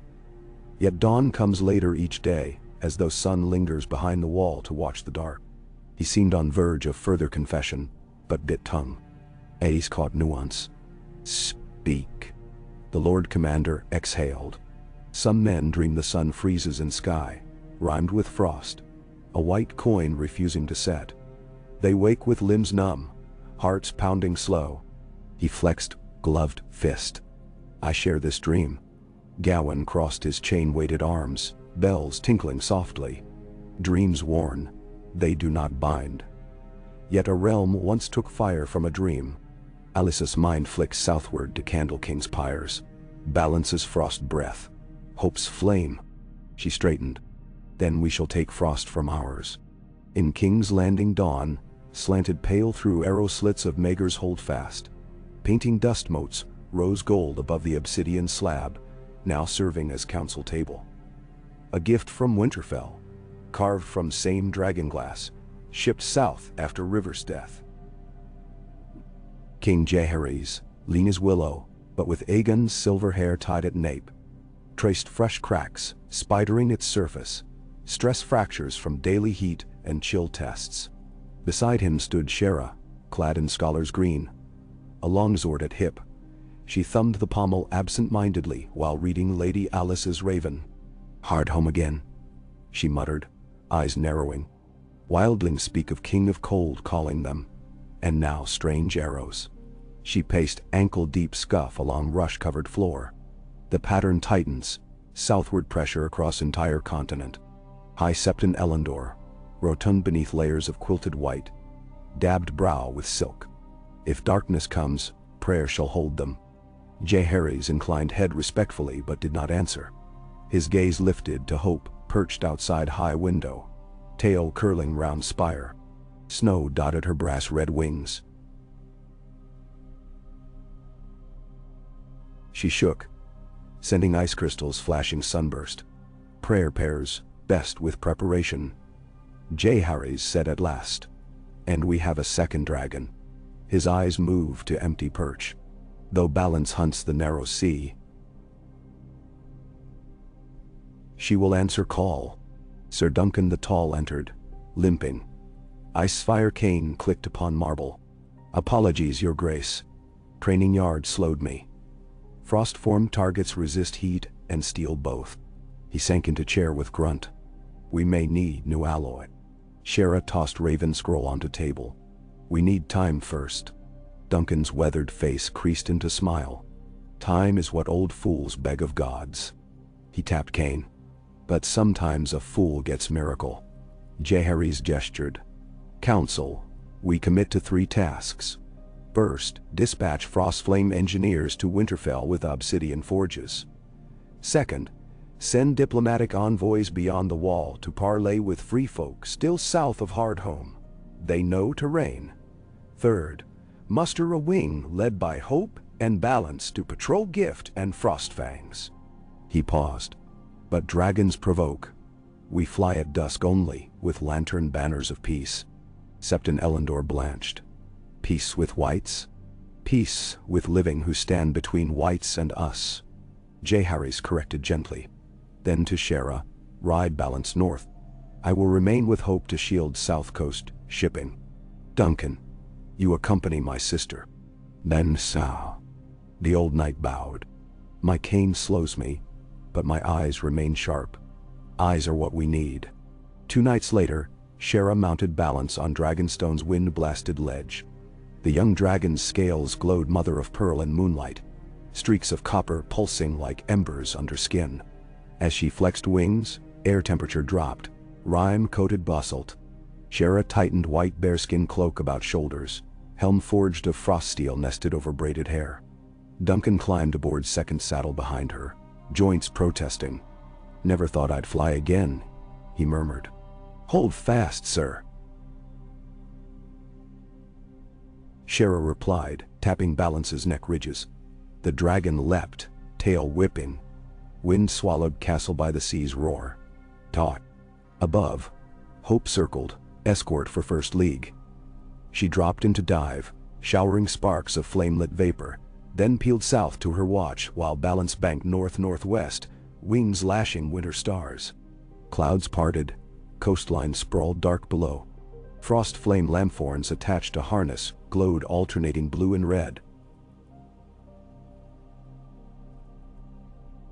Signal to watchers that this dragon bore no wrath. As they crossed Cracklaw Point, Balance trilled high. Shera glimpsed, far on horizon, line where green aurora merged with bank of shadow. She leaned forward. Faster. Dragons obey instinct as much as voice. Balance surged. Contrails of diamond dust streaming from wingtips. Hours bled into blizzard. Ice-crusted Duncan's beard. Eyes weeping tears that froze before falling. Yet he gripped saddle, old strength burning anew. Before dawn they spied white wall glinting faint pink. The wall. On tower of Eastwatch by the sea torch flared thrice, prearranged greeting. Shera guided Balance into spiral, descending to outer courtyard dusted with snowdrifts. Brothers of the watch scattered, then formed ranks as dragon's talons struck icy cobbles. Sir Hallis Hawick greeted them, relief plain. You came swift as promised. Duncan dismounted stiffly, cane crunching frost. Swifter than ravens, they say. He scanned courtyard, faces drawn, eyes hollow. You've seen trouble. Hawick gestured to tower. Better you witness. Inside, on table fashioned from salvaged keelwood, lay bodies under sailcloth. Hawick lifted corner, pale face, eyes open sapphire blue, yet lifeless, until flicker of torch produced faint twitch. Duncan's hand flew to hilt. Shera gasped. White, Hawick confirmed, held by dragon-glass chain through heart. Chain links carved from obsidian, runed. Each link smoldered faint azure where touched skin. We caught it by luck. It fights if chain removed, but while pierced, it shows, curious half-wake. He indicated open eyes. Watches us. Shera leaned close. Steel nerves steady. Can it speak? Not yet, but it sings. He waved to ladderway. They descended into cell where 2 more whites stood chained to walls, each impaled by obsidian stakes. Their mouths moved. A hush of air passed lips, forming thin whistles, discordant yet patterned. Shera felt hum in sternum, as though bones resonated. Maester Aemon, broad-shouldered descendant of blacksmiths, spoke from shadows. Graphing pitch against time shows structure akin to verse. We suspect a language. Shera's mind raced. Then we listen.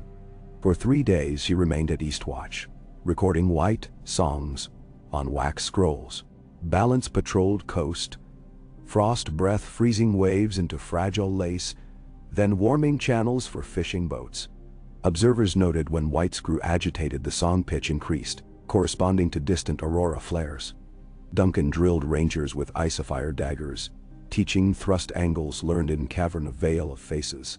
He wrote to J. Harries, cold burns where heat fails. Balance between save and slay defines victory. Then, on 4th dawn, a beacon on Skagos flared purple, signal for enemy movement. Hawick ordered horn blasts. Shera mounted Balance. Duncan climbed behind. Dragon launched, beating north across narrow sea strait, churned with ice flows shaped like lily pads of glass. From high vantage they saw shapes on eastern ridge, columns of pale figures moving single file. At their front strode towering silhouette, antlered helm of ice crowning skull-white brow. Arm raised, and columns halted as one. Shera shut eyes, breathed steady. We parley under peace. She raised banner. White silk-bearing candle and snowflake entwined. Balance circled down, landing on ridge, opposite host, separated by ravine. The pale king stepped forward. Frost streamed from joints with each motion. He carried no sword.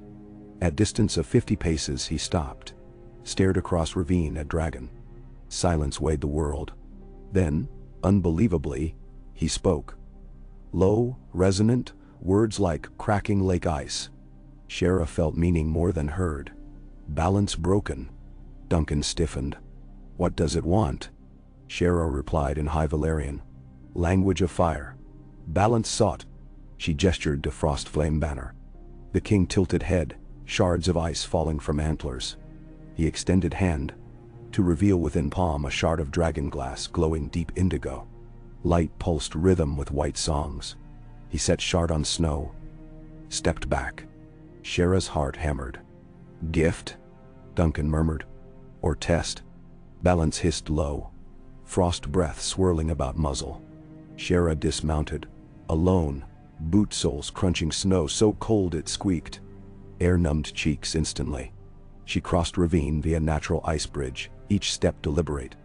At shard she knelt. The thing throbbed like slow heart.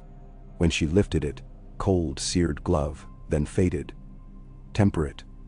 Almost warm. Images flickered behind her eyelids. Endless night sky, stars swirling, distant drum beats. Children of forest weeping amber sap upon stones. She staggered. Across ravine the pale king watched, expression unreadable. He spoke single word. Remember. Then host melted, truly melted. Bodies dissolving into flurries that spun skyward and scattered. Within breaths, ridge lay empty save wind. Balance roared confusion. Duncan hurried to Shera, guiding her to dragon's warmth. She clutched, shard to breast, eyes wide with sight unseen. Back at Eastwatch Maesters analyzed shard. Its surface alternated phases. Solid, liquid, vapor, without changing shape. Rune etchings unknown, yet reminiscent of children, glyphs on icefire blade. When warmed by dragon flame, it remained unchanged. When plunged into barrel of snowmelt, water froze outward in spiral pattern. Shera recovered, recounting vision. A wheel of seasons tipped off axis by war of fire and blood. Children forging knight's crown from heart of comet. Men binding dragons with steel and words. A candle of flesh burning too bright, shattering harmony, and a path forward. Merge flame and frost, not in battle, but in shared song. Howick grimaced. Song with those things? Maester Orlam tapped white song wax. Music is mathematics of breath. Common roots may exist. Shera sent Raven to J. Harry's summarizing events, enclosing shard sliver. She urged, summit of knowledge. Maesters, priests, children, giants if any yet lived. War may end world. Song may mend it. In Red Keep, King gathered council upon obsidian table. High Septon protested treatise with undead. Master of Whispers argued potential trap. J. Harry's listened, weighing each point like candle penny. At sunset, Hope alighted balcony, her flame casting long shadows. The king spoke. My father taught mercy. My aunt brings proof of dialogue. We gamble with realm's breath. But denial courts ruin certain. He declared conclave of balance. Representatives from all peoples to meet at Nightfort under Parley Seal. Dragons would guard. All weapons left beyond Weirwood Gate. Preparations raced. Frostflame forges churned armor suits, able to withstand cold, touched by white. Obsidian tiles carved into instruments modeled on children whistles, tuned to white song scales discovered by Maester Orlam. Septons learned antiphonal chants designed to blend with pattern. Lady Alice marched south with northern hosts. Snow wolf banners arrayed. Wildling chieftain Val of the Hidden accompanied, wearing wolf furs dyed blue to signify neutrality. Dorn dispatched Princess Mariah's son, Fiery Quentin, bearing sunspear tipped with icefire to honor union of heat and chill. Ironborn arrived in longships trimmed with frozen salt, captained by Asha Greyjoy's grandson. Grudges suspended beneath broader sky. At Nightfort, ruin older than memory, builders raised great pavilion of canvas reinforced by frost teal ribs, roof lined with myrish lenses, magnifying starlight inside. Dragons perched on broken towers. Hope flame-lit, balance shimmering pale. The air hummed with tension and anticipation as banners of every kingdom, creed and tribe fluttered side by side. On eve of summit, white songs echoed from beyond gate. Atop wall, rangers sighted procession. Pale King leading 80 whites. Among them, leaf-clad children and hulking giants whose eyes glowed misty blue. None bore blades. At threshold of black gate, they halted. Pale King produced staff tipped with curved shard, identical to Sherris. Raising it, he intoned low chord. Whites echoed perfect fifth. Children supplied harmonic hum. Gate's ancient weirwood face open mouth, green sap tears flowing, allowing entry. Inside pavilion torches flickered, but did not smoke. Flame burned blue-white. King Jaehaerys stood, clad in mantle half-red gold. Helm of interwoven copper, and snowstone upon brow. He greeted Pale King in old tongue taught by children. Translation lost to many but essence felt. Welcome, Keeper of Night. Share counsel with Keeper of Dawn. The Pale King replied, Keeper no more. Prisoner of endless cycle. The words resonated like thunder muffled by snow. Shara stepped forward holding shard. Memory returns. She placed it onto dais between them. Frost spread in spiral, but at center a tiny flicker of warmth glowed. Copper orange. Maester Aemon signaled musicians. Children whistles, septon choir. Giant hollow drums, wildling bone flutes, Dornish strings. They began tentative notes. Weaving intervals gleaned from white recordings. Sound drifted across chamber, at first discordant, but soon aligning into haunting cadence, reminiscent of wind through icicles and embers popping in hearth. The whites did not attack. They stood motionless, heads tilted. Blue eyes flickered softer. Pale King closed eyes, raised staff, adding resonant undertone, deep as earth's core. Dragons outside stirred. Hope exhaled flame that burned bright, then cooled. Balance breathed frost that sparkled and melted. Their duet roared overhead, joining melody. Within pavilion, frost spirals met heat shimmer. Shard pulsed brighter, cracks spidering yet healing endlessly. Suddenly figures of light bloomed. Memories. Children forging a sapphire, humans first raising wall in league with giants. Dragons circling overhead not as conquerors but shepherds. Council beheld history rewritten as cooperation, not domination. Tears streamed down Lady Alice's cheeks. Princess Mariah clutched heart. Ironborn captain fell to knees. Wildling Val whispered oath to share watch. In that hush, High Septon Elendor stepped forward, voice trembling. Let those of the seven bear witness. Light dwells even within shadow. He placed crystal orb upon dais. Inside flickered 7-colored flame that neither melted frost nor consumed shard, but danced between. Deal was struck. Knights watched to reform as order of balance, sworn brothers and sisters of all races, guarding wall alongside whites now at rest. No longer pawns of frozen malice, but custodians of memory. Pale King relinquished crown of ice. It cracked, crumbled into snow that drifted upward to vanish. Giants bowed. Children sang soft lullaby. Dragons roared final chord. When echoes died, shard dimmed, melting into pool that refroze as clear disk. Maester Aemon lifted disk. Surface mirrored pavilion, but sky within showed dawn narrower, brighter. Treaty carved into obsidian slab using eye sapphire blade. Words in common tongue. Old tongue and rune glyph. Balance lights darkness, darkness cools flame. Together realm endures. Each delegate pressed hand upon slab. Skin, bark, scale,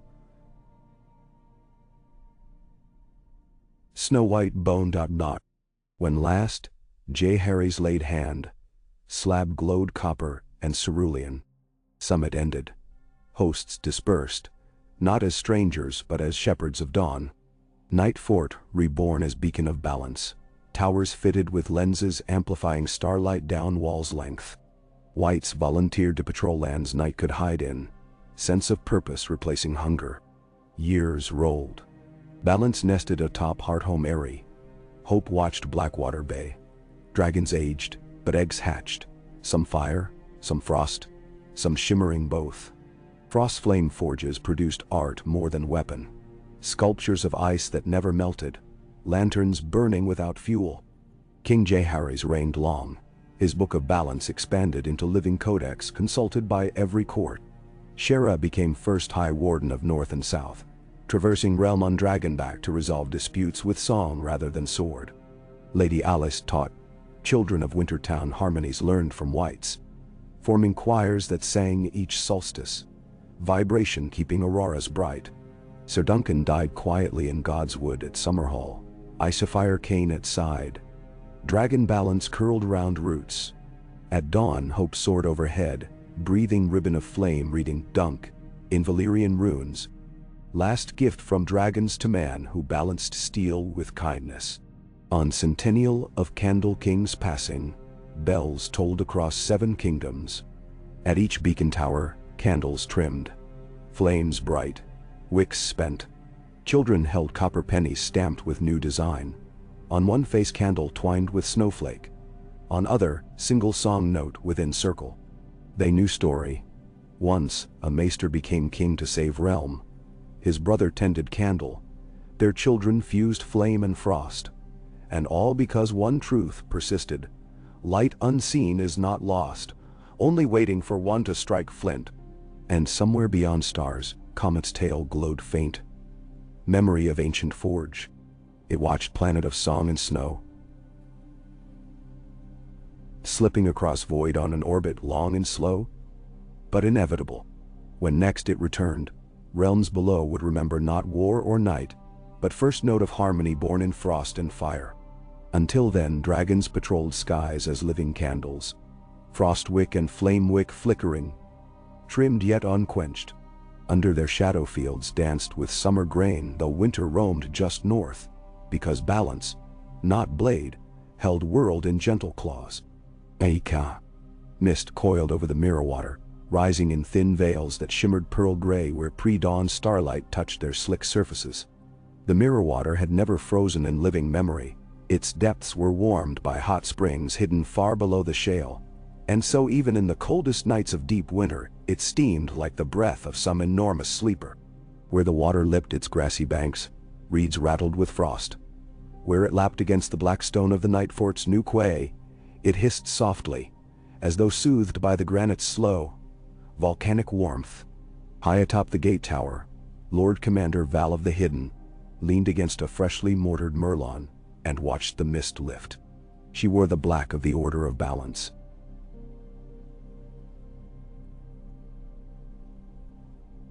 Half her cloak dyed with the dark indigo gleaned from mountain lichens.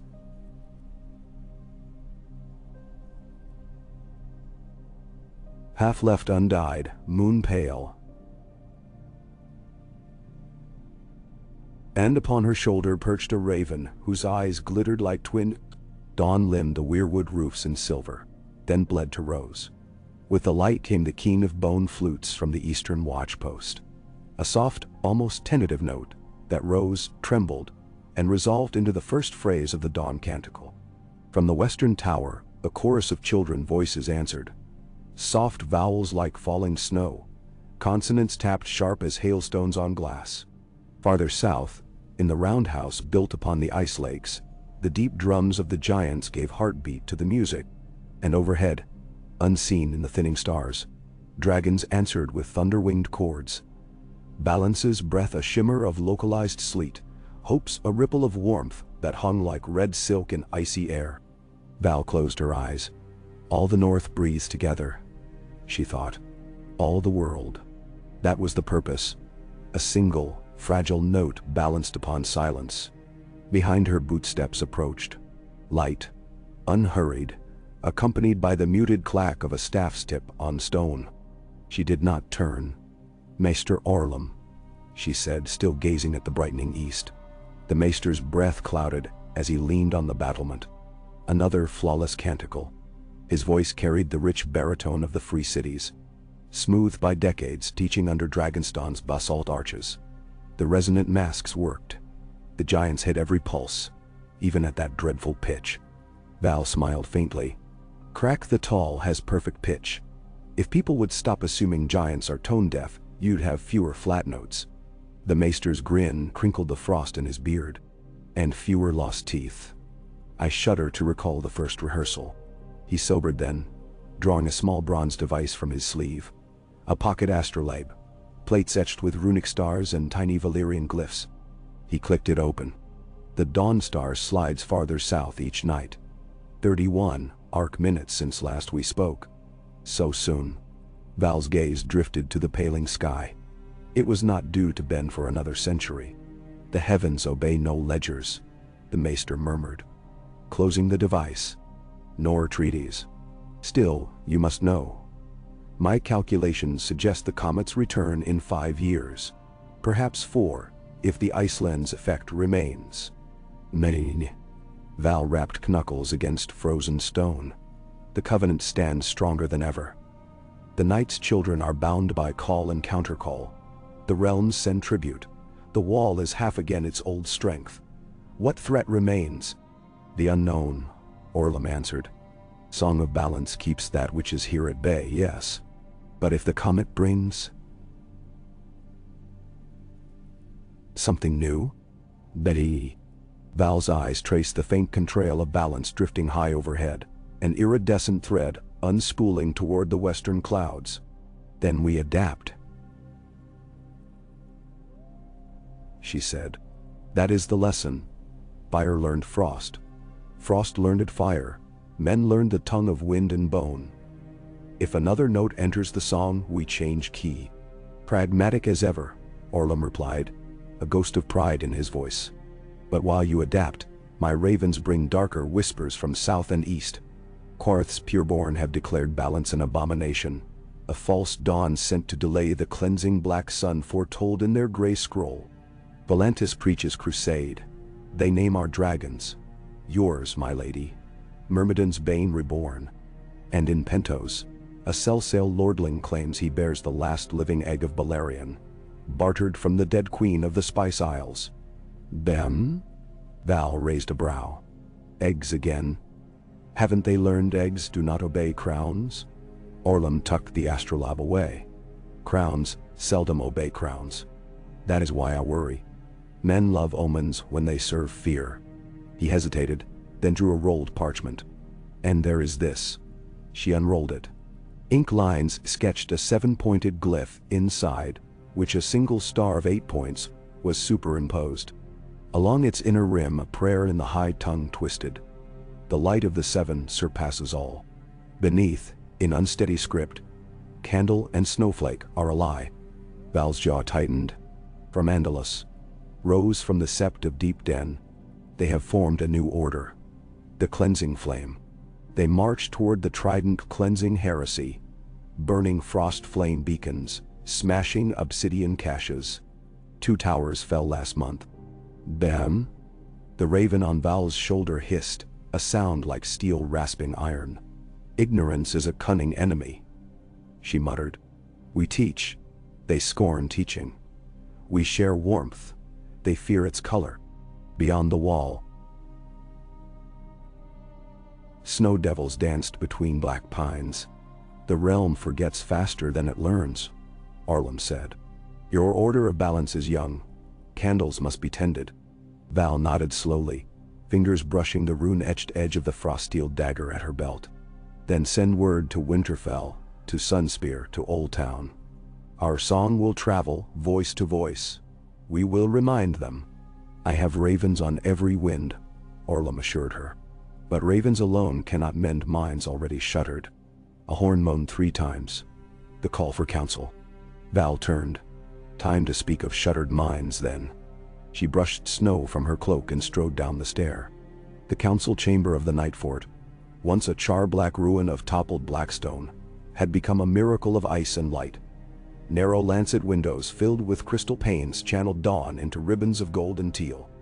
Obsidian mirrors carved by children and men redirected it downward, bathing the ball-shaped floor in a constant shifting aurora. At the chamber's center rose the Covenant Pillar, a great spire of fused dragonglass and weirwood. Its base was etched with the treaty's 3 languages. Its crown bore the first frost flame shard, preserved now in perpetual half-melt, half-fire. Around the pillar sat representatives of each realm. Princess Rhea Martell, eldest of Quentin's brood, wrapped in amber silks but wearing snow-wolf tooth earrings. Lord Edric Snow, bastard of House Stark yet legitimate in every council, his lapdog Sigil White sleeping at his feet. Archmaester Valen the Younger, grandson to the king's own healer, his silver mask hiding the burn scars he'd earned when a frost-steel crucible burst. High Septon Eustace, thin as a reed, his rainbow robe edged with obsidian beads in uneasy truce with faith. Sir Harth Pike, voice for the Iron Fleet, one eye glazed from Balance's frostbite kiss years before. And others. 3 children of the forest draped in living vines. Giant Speaker Torg the Younger, White Envoy Isatalau, his dragonglass throat plug glowing faint as he breathed. Last to enter was Lady Val, who claimed the storm-lined seat at the head of the crescent. She wasted no courtesies. "We witnessed cracks in our lattice," she began. "Beacon towers burned. Obsidian stores seized or scattered. The cleansing flame calls Balance a blasphemy." Septon Eustace raised a bony hand. "Their zealotry does not represent the faith militant, my lady. We have excommunicated their leadership." "Excommunication stops no torches," Rhaena said, eyes narrowing. Valen unfurled a parchment. Inventories of dragonglass from the Shivering Isles, each tally marked by crimson X where shipments lost. "If we cannot protect supply lines, the Order of Balance will hollow from within." Lord Edric tapped stubble. "The North can spare men, maybe 3,000. Good archers. But we are stretched watching the new-formed lakes along the Isomel. Giant numbers shrink. We cannot cover riverlands too." "Gan." Giant Speaker Torg rumbled agreement, the deep warble shaking crystal panes. Sir Hart's voice cut. "Ironborn ships could sail grain and glass down the Trident faster than wagon. But the cleansing flame has war galleys at Maidenpool and Duskendale. My longships can fight, yet your treaty forbids first blood." All eyes turned to Val. She met each gaze. "The Covenant forbids untempered violence. Defense is not forbidden." She paused. "But swords and ships treat only symptom. The rot is fear. We must cut to root." "Thou me." Isetalau's blue-lit eyes flickered. His voice hissed through basalt tongue-piece. "Fear of dark and of light. Give them new story. Rewrite fear." Val nodded. "Story is the weapon." The canticle changed night. A new verse might cleanse flame. Princess Rhaena leaned forward. "Then we bring music south. Full choir, dragons, children, even whites. Sing before the Sept of Baelor itself. Show them balance." Gasps echoed. Sir Harth barked a laugh. Valen clutched quills so hard one snapped. Septon Eustace paled. Madness. The capital would never allow whites within walls. "Mend. Then fear wins," Val said softly. Silence stretched. Finally, Edric Snow spoke. "Compromise. We send only living singers first. Giants, children, men, women, dragons circle overhead, but remain outside gates. Whites stay beyond Blackwater. Singing from barges. Let the city choose to listen." Eustace exhaled. "I will petition the High Faith. If we treat this as pilgrimage, they must open doors." He swallowed. But we will need a champion powerful enough to still dissent. Someone they cannot denounce. All knew the answer before Val voiced it. King Jaehaerys. A murmur. The king had not traveled beyond Crownland since Balance hatched. He spent his days compiling the living codex, seldom leaving Red Keep except to witness Frostflame experiments. Yet his voice was lamp and shield both. Rhaena smiled. I'll fetch him. Blackwater Bay glistened beneath midwinter sun, its waves crusted with thin lace of slush that cracked beneath the Frostflame barge's prow. The vessel, once a Myrish pleasure galley, had been refitted with mirrored sails that refracted sunlight into rainbow shards. Along its railings obsidian wind chimes rang soft, mingling with bone flutes of wildling and high clarions of reach horns. The barge led a slow column. Snow-painted longships, merchant cogs flying white candle banners, sleek Dornish cutters with silk latons. On every deck singers rehearsed. Verses in Old Tongue, Valyrian, Andal, Rhoynar, Summer Tongue. High above, dragons shadowed water. Hope's brass reflection dazzling, Balance flying invisible save thin frost wake, swirling across surface like breath of unseen Leviathan. King Jaehaerys stood at prow between Rhaena and Septon Eustace. He wore a cloak half phoenix red, half ice silver, each clasped by a candle snowflake brooch of Valyrian steel. His hair, once vibrant silver gold, was now the color of fresh snow, braided with copper wire. Yet his eyes burned, twin candle flames undimmed. King's Landing's cliffs rose ahead, towers of the Red Keep, spires of septs. The ruins of old Dragon Pit turned great library, whose glass roof glimmered in midday sun. Dockhands paused, mouths parted, at first sight of dragon escort. Mothers pulled children close, half fearful, half awed. Bells tolled, a confused clangor as each temple signaled admonition or welcome according to conscience. At the city gate, a cordon of gold cloaks barred path. Captain General Miles Riker, a cleansing flame sympathizer, rumored, stepped forward, helm under arm. "Your Grace," he said, voice stiff, "capital security requires dragons remain distant. Furthermore, our faithful citizens are anxious. White presence." "There are no whites within the walls," Jaehaerys replied. Calm. "Only voices, and voices will be heard." He inclined head to Balance, circling far above. The dragon banked away toward Blackwater, settling upon an anchored barge to preen frost-scaled wings. The king walked past Riker.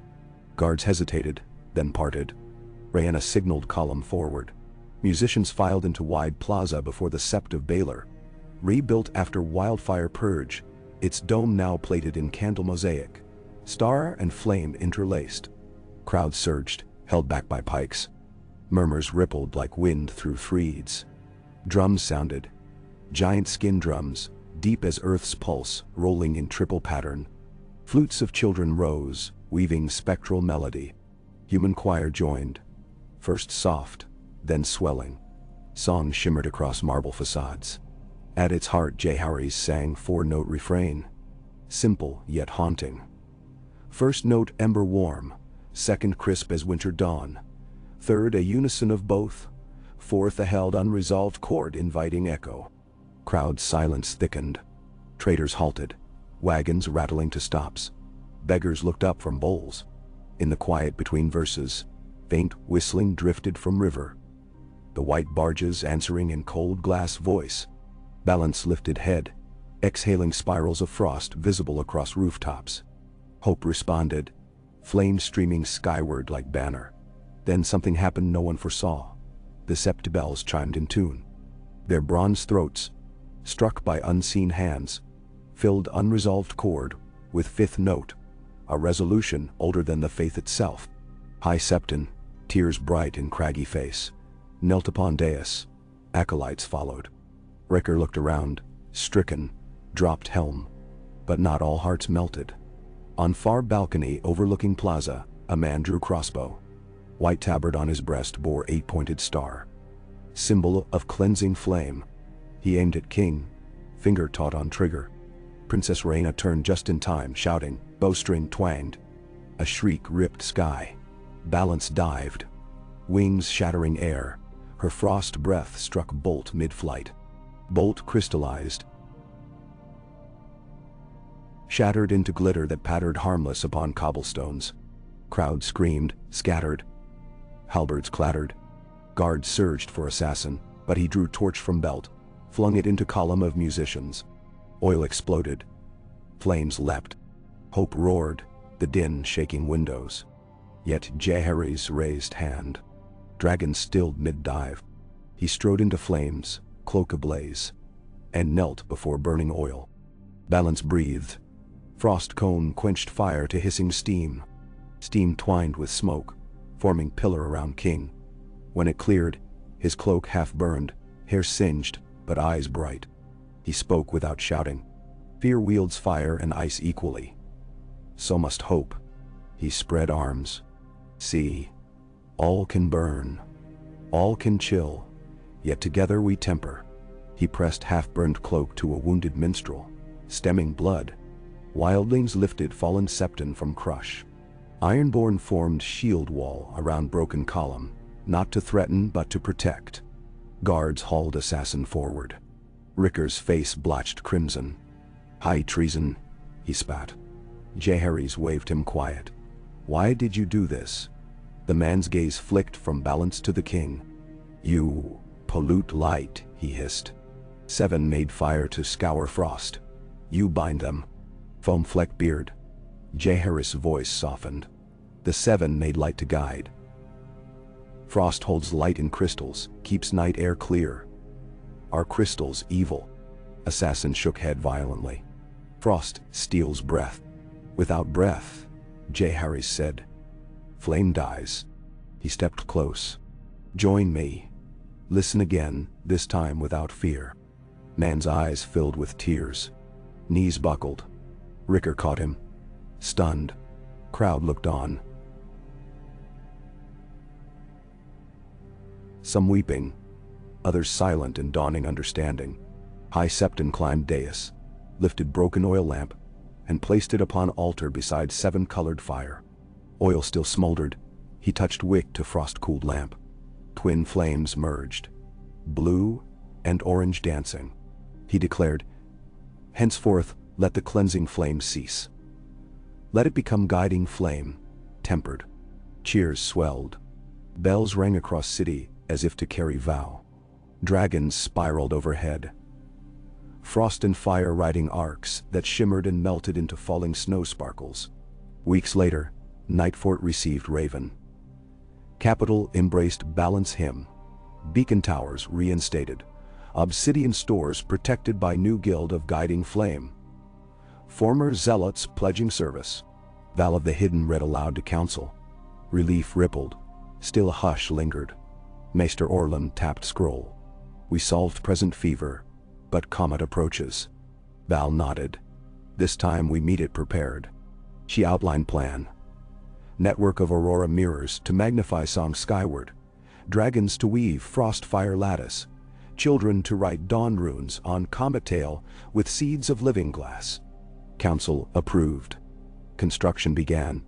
Towers of moonstone and black steel rose along coasts. Giants shaped ice lenses.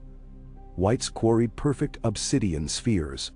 Frost flame forges crafted pocket comets.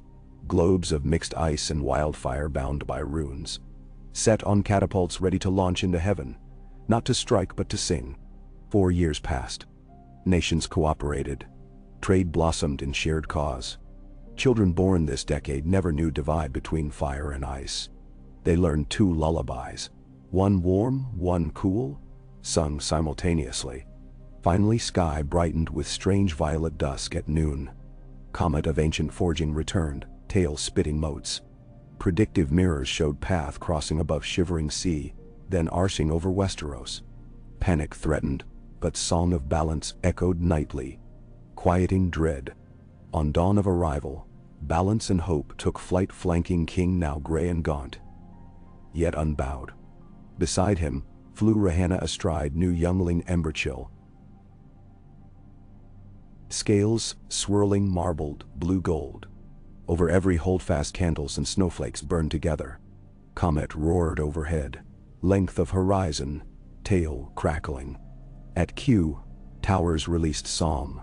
Giant drums, children crystal pipes, white whistles, human choirs, dragons' exhalations, merged into one chord unfathomably deep, yet exquisitely high. Mirrors reflected aurora upward, a lattice of spectral light colliding with comet tail.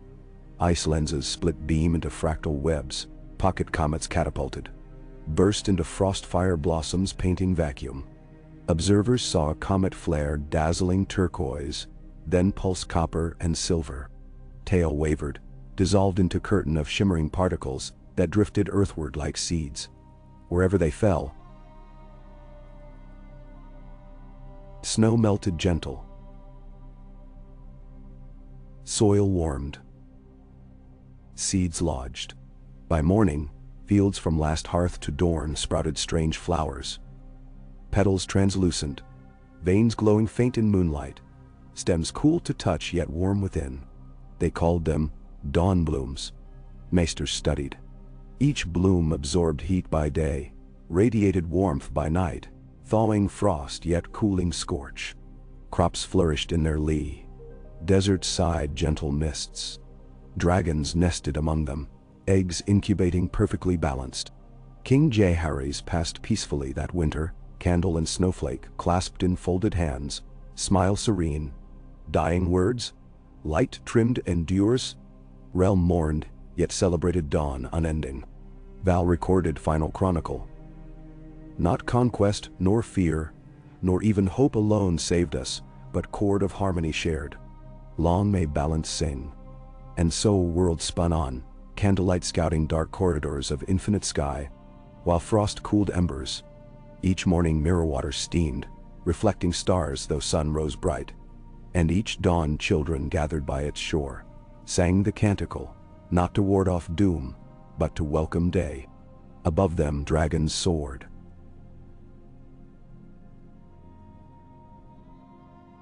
Some brass, some pearl, some gleaming crystal shot with every hue, writing endless, wordless stories across firmament, for any heart willing to look up and listen.